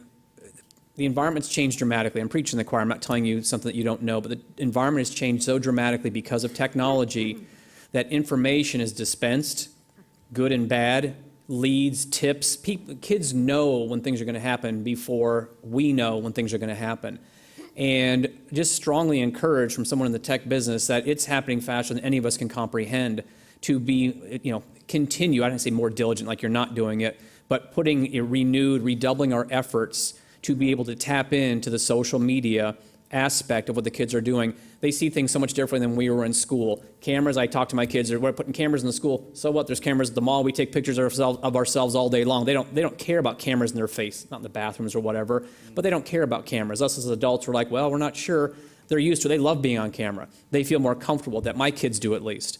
But I would really love to redouble our efforts this year on social media and technology, because a lot of, and police officers know this as well as I do, the kids will brag about it, talk about it, be concerned about it online long before we ever get a tip on a phone call. And what ways are possible? Maybe it's time to R&D, rip off and distribute. A school district somewhere else in the U.S. who is using and tapping into that resource at a much more advanced level, keeping pace with it. Because they're communicating so rapidly and they're using new technologies so rapidly, they'll jump between Snapchat and they'll jump back to Facebook, then they'll jump to Twitter, then they'll jump to all the different medias quickly. And if you are proactive, you can see a pattern form. And obviously, you don't have time to spend all day long, but you'll see pattern form very quickly to get a hold of something and ahead of it before it actually happens. So I believe I speak for our board members, whatever support you need to be ahead of this curve that we did not grow up with, but it's rapidly expanding, and it will provide the information to save a lot of problems because it's out there before we know about it, they're talking about it. So I don't know, I have a lot of ideas, not the course of here, but please, let's redouble our efforts and whatever the board can do to support you in that, to get us ahead of that curve, it'll solve a lot of problems. So thank you very much. Any other questions from board members? Dr. Santarelli, any comments? Just a comment. Certainly, there's a lot to safety, and we certainly do not corner the market. We're vigilant, but we certainly know that we have to continue to do that each and every day. But I would also like to personally thank Mr. Savoy. He does an awful lot around here, but safety is one of the big hats that he wears, and he does it very well, and he certainly has helped us with our relationships with the law enforcement and certainly the work that he does in the community. So just want to say thank you, Mr. Savoy. We really do appreciate what you do to help all of us get better around this topic. Can I, and if you've been called this before, say so, but I'd like to term you Safety Steve. Like Builder Bob. I didn't want to go there. But it is a team effort, President Bullock, and I just want you to know, Board Member Connect was talking about bike walk, and our crack team, Miss Airy, who's on, you talk about social media, she's on top of everything. October 7th is the National Bike Walk to School Day. So we will communicate that out to our schools and redouble that effort as well, too. Let's make every day walk to There you school go. day. Thank you very much. Just a Thank you minute, very just- much. Oh, yeah, just a minute. Miss- I just thought of something. When we were at the conference today, it was brought up about cyberbullying that there was an example given of older students who have maybe gone through and settled a little bit of their impulsive push the send button thing.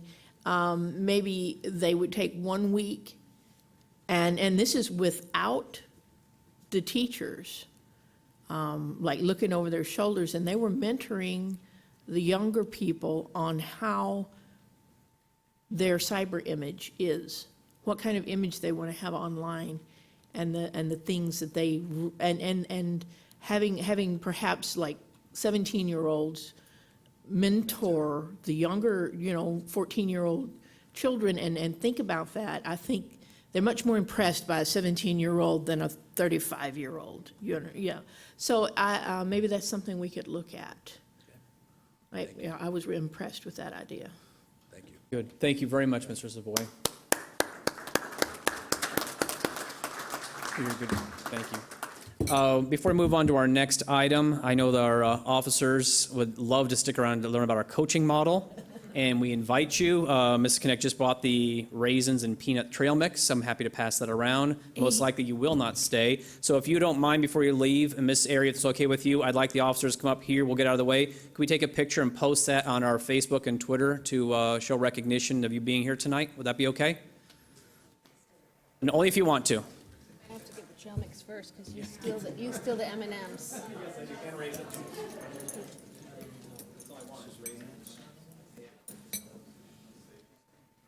Thanks, guys.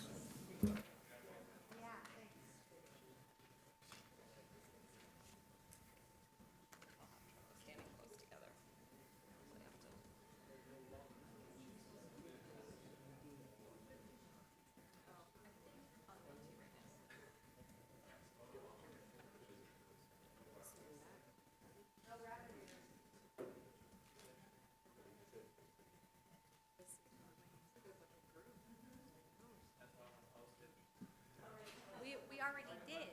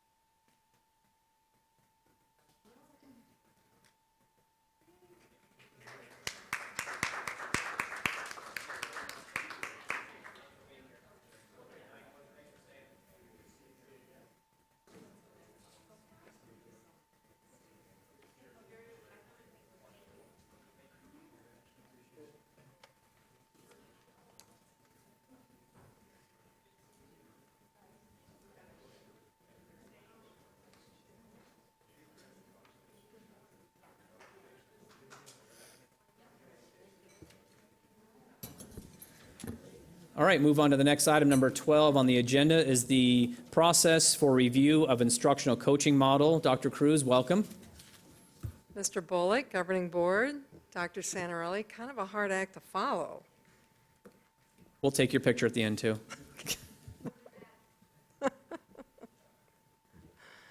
Good evening. Well, we are here tonight to discuss how we will be putting together our study team to study our current instructional coaching model. There we go. First of all, just a little definition. What is an instructional coach? I'm going to read this verbatim. An instructional coach is someone whose chief responsibility, professional responsibility, is to bring evidence-based practices into classrooms by working with teachers and other school leaders. So this is the chief responsibility. That doesn't mean they don't have other responsibilities. And certainly the instructional coaches in our school district have many, many responsibilities, but this is the chief responsibility of our instructional coaches. And why are they important? Well, certainly they help take all the ideas and practices that teachers are learning and bring them to life. And without coaching, too often no significant change occurs. And this is from Cornell and Knight, some current research. So what's the purpose of this? Why are we studying this? Well, it's always a good idea to look at what we're doing and get better at what we're doing. And this came from a governing board request. Another good idea to look at that. And when you hire 362 new teachers, it's also a good idea to take a good look at what you're doing. So with that unprecedented number of new teachers, we thought it might be a good reason to take a look at that. So part of our process will be to do some program evaluation. We'll be looking at some best practices. We'll do a review of our current research. We'll look at several different current coaching models, and we'll organize our findings. Here's our timeline. Throughout the next month, month and a half, we'll gather our members. We'll hold some meetings in October and November, and hopefully report all of those findings back to the governing board in December. The composition of our committee, we hope to have some broad representation from across our district. Certainly we want a broad representation of teachers. Lots of years of experience in content areas, grade levels, certainly not just lots of years of experience, but certainly those first-year teachers, and those that, have 3 years of experience, 5 years of experience, those that are newer to the profession as well. Certainly we'll have our association members represented in that mix. We'll have some instructional coaches represented on that committee, a principal, an assistant principal, probably some high school elementary representation, and certainly a K-12 representation. And certainly, I didn't want to leave off our curriculum representative, but Mrs. Whitty will help me certainly facilitate this committee. And with that, I'll stand for questions. That's kind of like the opposite of Mr. Savoy's presentation. We're just joking. Well, certainly, this is just the process. I'm certain I will have a lengthier presentation when I present findings, but this is just the process, and just to let everybody know and to publicize to our community and our district what the process will be. Great. Board members' questions. Ms. Connect, I know you have a question. I do have a question. I'm looking at the committee composition, and I think it's very important to have all of those stakeholders present in that group.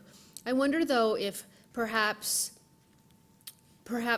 an administrator can meet with the teachers before opening up the group to the instructional coaches themselves and maybe some of the administrators, just to foster an environment where teachers feel very free, not to hurt anybody's feelings, not that it would, I don't know, but so that there's kind of a safe environment first where issues can come up and then they can be addressed in a broader group.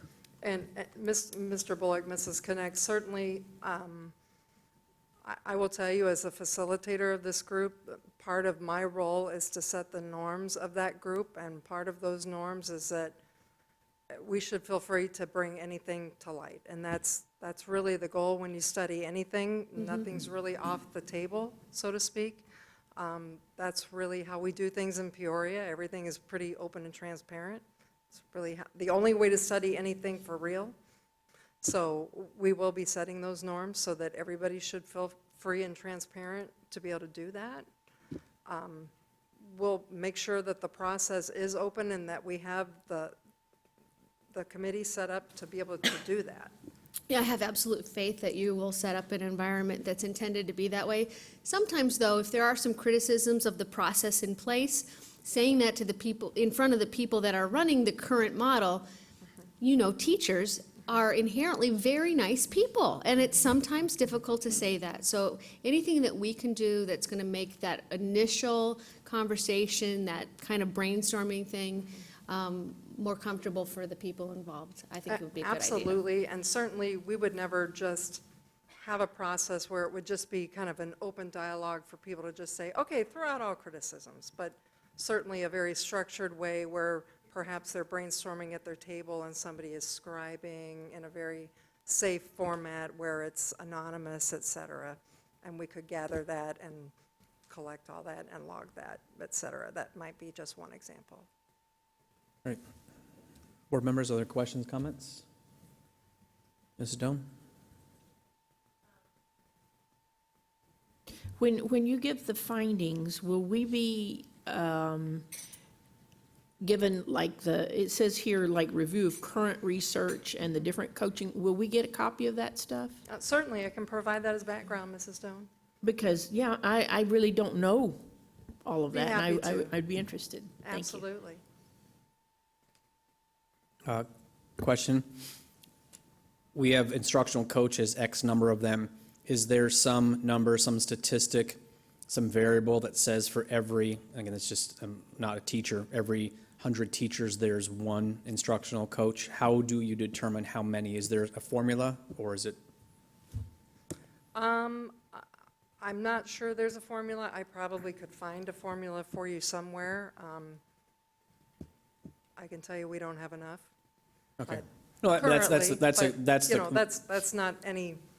Ms. Bullock, we certainly know that in private industry, there are formulas and ratios that are developed regarding development. Without And we could question. certainly pull some of that information into our current practices, and as we do this literature review of best practice across country, we'll be able to garner some of those ratios from some of the best programs that are out there. So I think a number of different ways to approach that, but certainly we'd be glad to bring that back when we present. Well, it's not so much, and the reason I say that, it's not so much I'm looking for a formula as much of a, as a logic-oriented person I ask my questions from. It's looking at it saying, because ultimately, we as a board have to also look at how do we help the district in our sphere of influence. It has our limited sphere of influence. We're not all-knowing, all-being. And that's when I ask that question, you can say, and you actually, of course, said something we all know, you don't have enough, of course. The resources aren't there. But if we had, as a board, to be able to say, hey, we have 20 now, just for argument's sake, and we really, for the amount of teachers we have, statistically, we should have 50. Then us as board members need to look in our various discussions with budget and considerations, go, this is a top priority. We have 1/4 of the coaches we need to bring what our ideas, the things that we keep touting here that we love, to fruition. So I guess that's what I'm looking for more, is come back to say, we're 50 short, whatever the number is, or we're 20% short. Great, we need to kind of let that go to the top of our concern list as we make our decisions in our sphere of influence as a board member. Does that make sense? Well, and Mr. Bullock, that will be coming back to you as a part of the Okay. findings. I don't have one off the top of my head. It certainly does depend on the model by which we come back to you Okay. and present. So Right. it depends on the model tied to the research. Yeah, So and I'm sure we're not reinventing the wheel, but that will be great as well for everybody at the board. That would be great for us to know, where are we short? What do we need to do to help bring that up? Because that's such an important focus. So without question. that's going to be a big piece of data for me that will help kind of form my opinions and help We will and be help bringing you. that back. Cool. All right.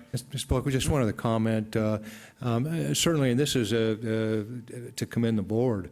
You've all, one way or another, expressed the importance of ongoing development and growth for all of our employees. And so, that's not always the case in organizations or even among school board members. And so I just want to say thank you for your focus and continue to challenge us on how we can get better about developing.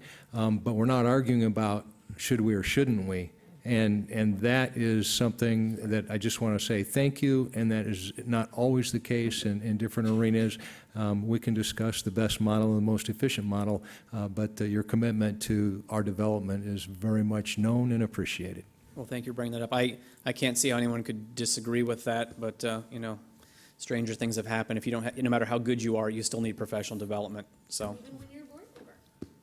Right. Oh, I'll be the first to admit that. I need lots of help. Couldn't agree more. So thank you very much. Any other questions, comments? Thank you, Dr. Cruz. Look forward to your December findings, so.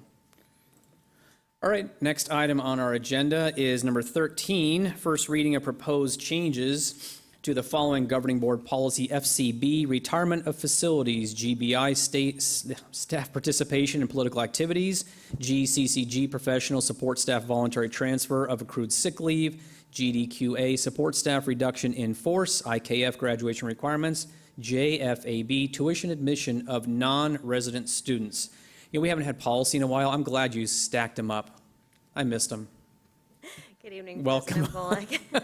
Welcome, Members Ms. of the governing Vicentainer. board. I knew this was a highlight of the evening, hence the large crowds that remain to stay with us and online to go over our policy changes.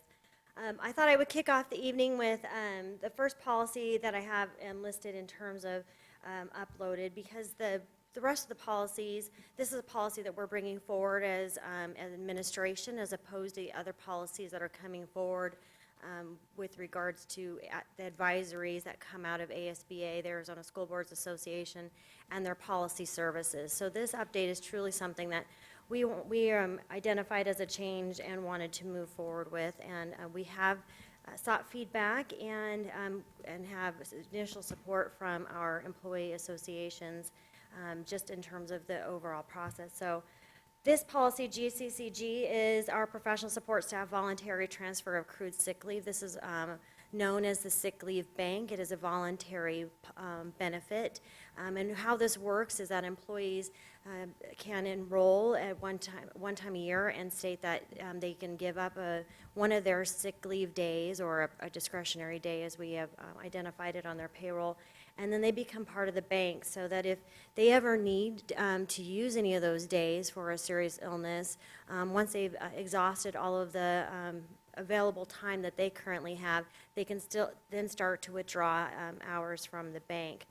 One of the things that we discovered as we were going through to do a new open enrollment, because our levels of available days under the certified bank, so I'll back up a little bit. There are 3 banks. There is the classified employees, the certified employees, and the administrative employees. Each has a separate bank because their days are, especially with the hourly employees, it's an 8-hour day, so it kind of gets banked a little bit differently.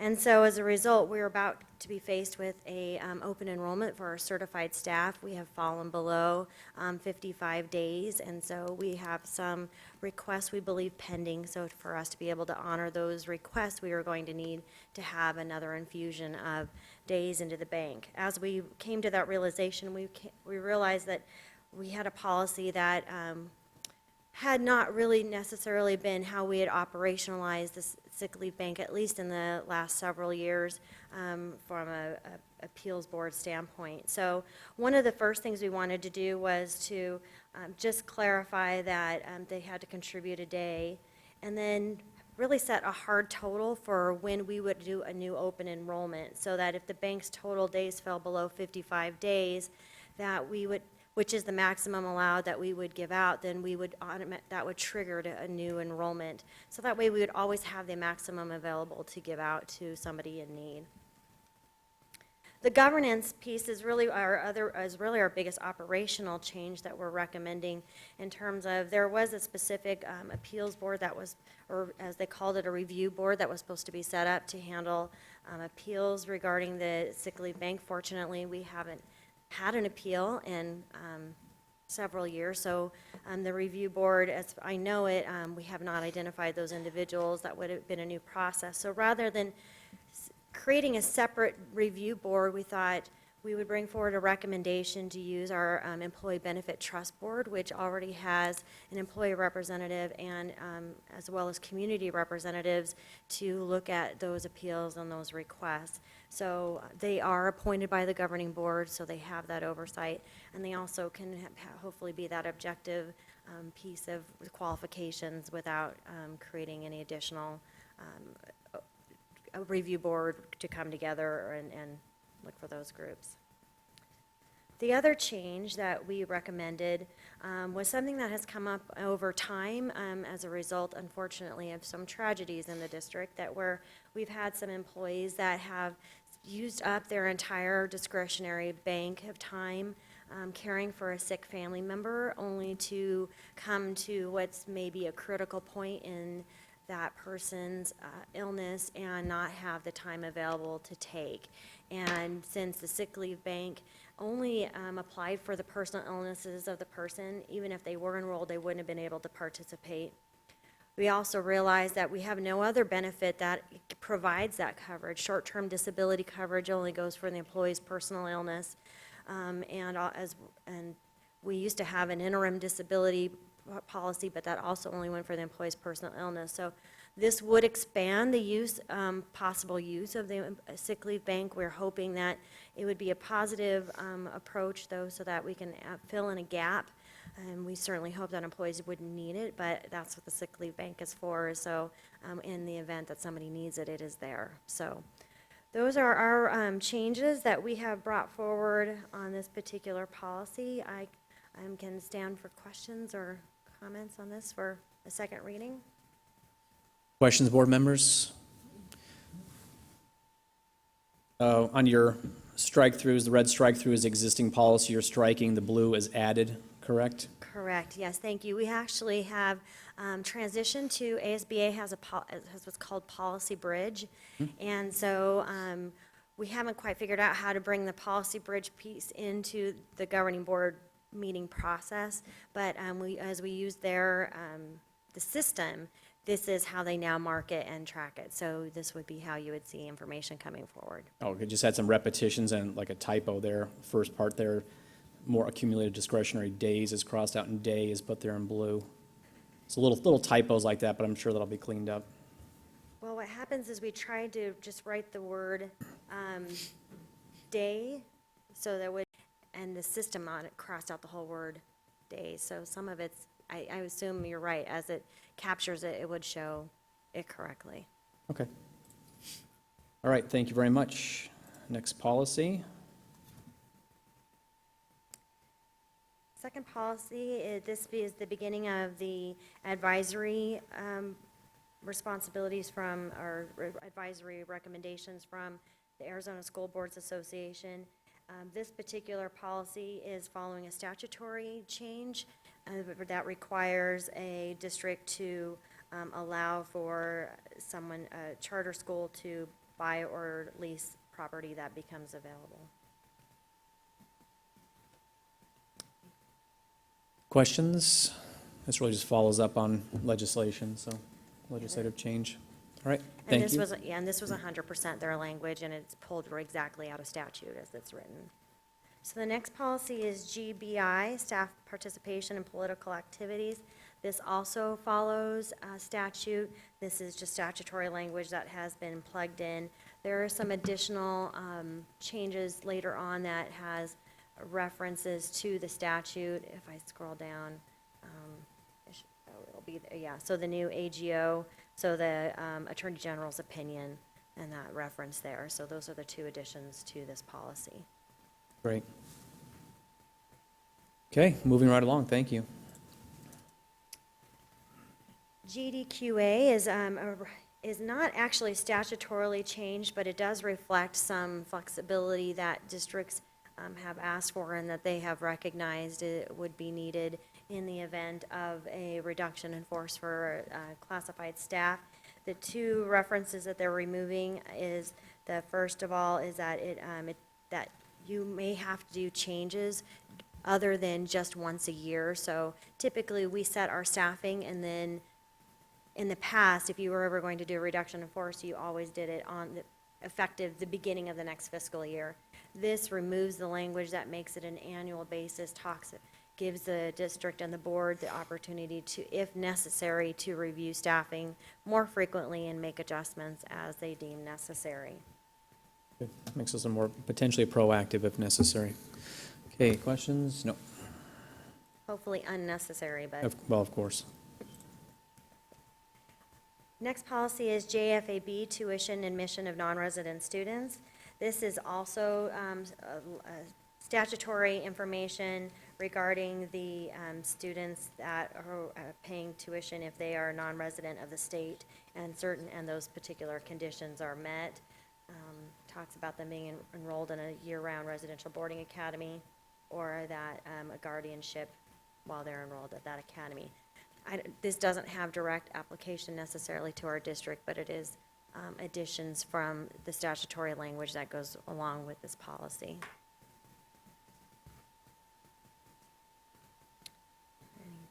Questions? Okay, thank you.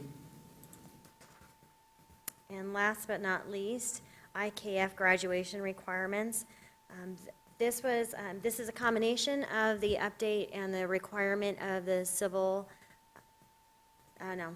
the social studies. I got civil rights in my head. Social studies test, I should know this, I'm married to a social studies teacher.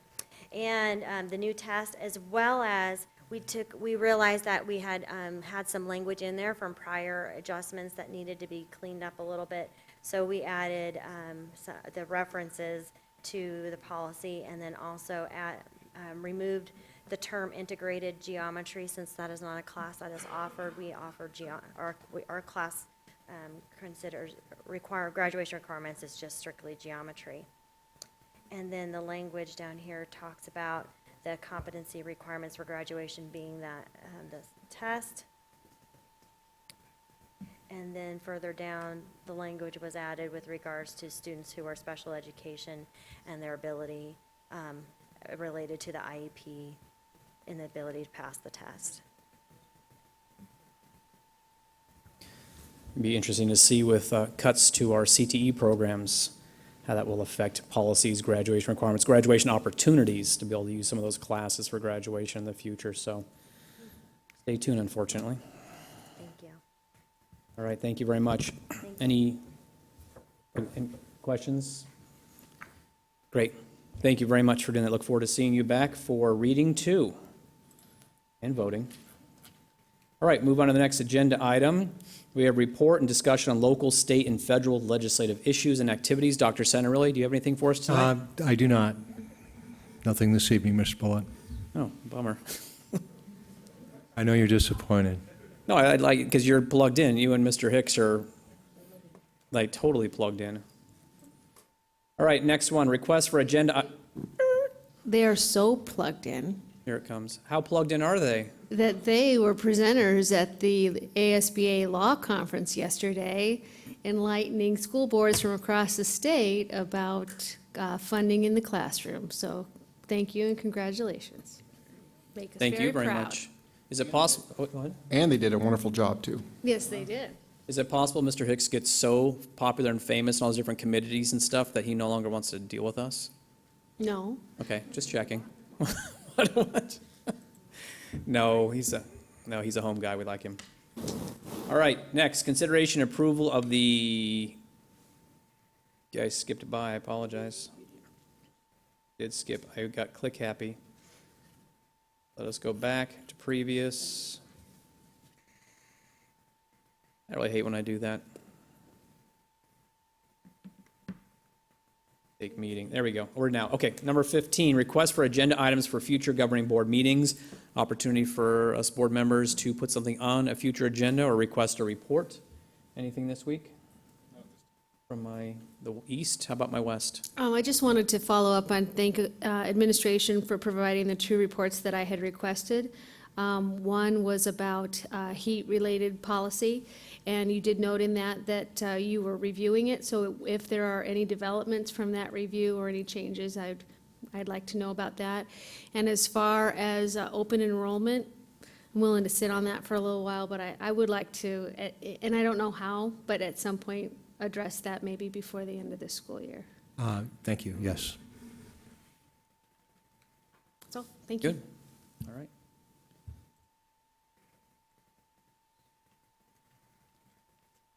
Hold on.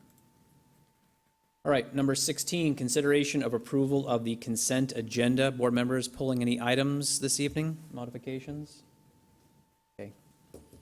I won't pull it, but thank you for the donations. Love the donations. Thank you, everybody. All right, next, actually, this is a voting item, an action item. We need a motion and a second to approve the consent agenda as stated. I move to approve the consent agenda. Do we have a second to approve? I'll second it. Okay. It's been moved by Ms. Connect and seconded by Ms. Doan. To move it to a vote to accept the consent agenda as stated.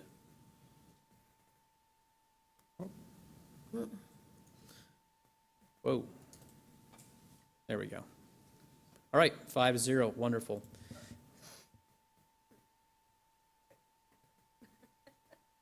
You know, I for the first time, I did not click anything.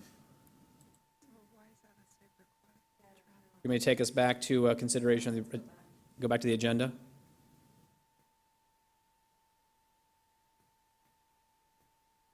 Okay, taking us back to consideration of the approval of the consent agenda. Okay, let's try that again. Let's do it.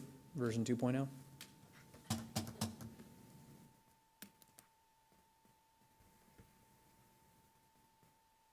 Shall we still vote even though the vote's on the screen? The vote came up again. Let's just, everybody just vote again. Do it. Just I click. already did. All right. 10-0, yeah. Each board member has an alternate personality. Let's not talk Least about, one. let's not talk about mine. All right.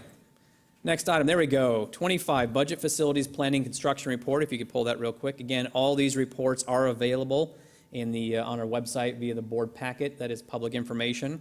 We encourage you to look at it. It has a substantial amount of information to see where your money, your tax dollars are being spent, and where our focus is on making our schools better, whether it's from a safety we talked about tonight, from education, what have you. Functionality, technology, all that good stuff. Aesthetics. Somebody on this side want to use a adjective or? Makes it look good. Wonderful. Okay.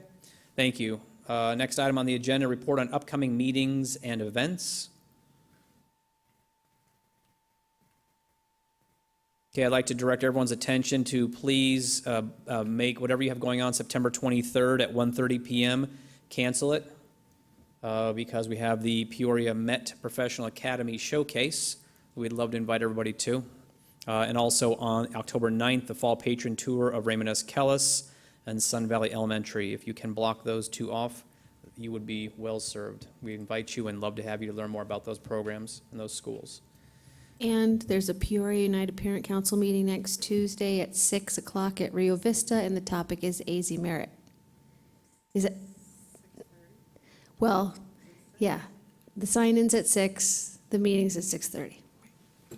And I know a lot of parents have questions about AZ Merit. That's what their topic is going to be. Thank you for bringing that up. Any other items of note on the calendar? I don't want to dominate on that one. Good, thank you.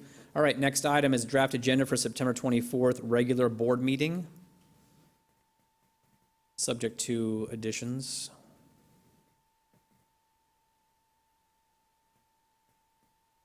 Okay, licensed healthcare professionals is our first item on that. Will be good. Looking forward to that information.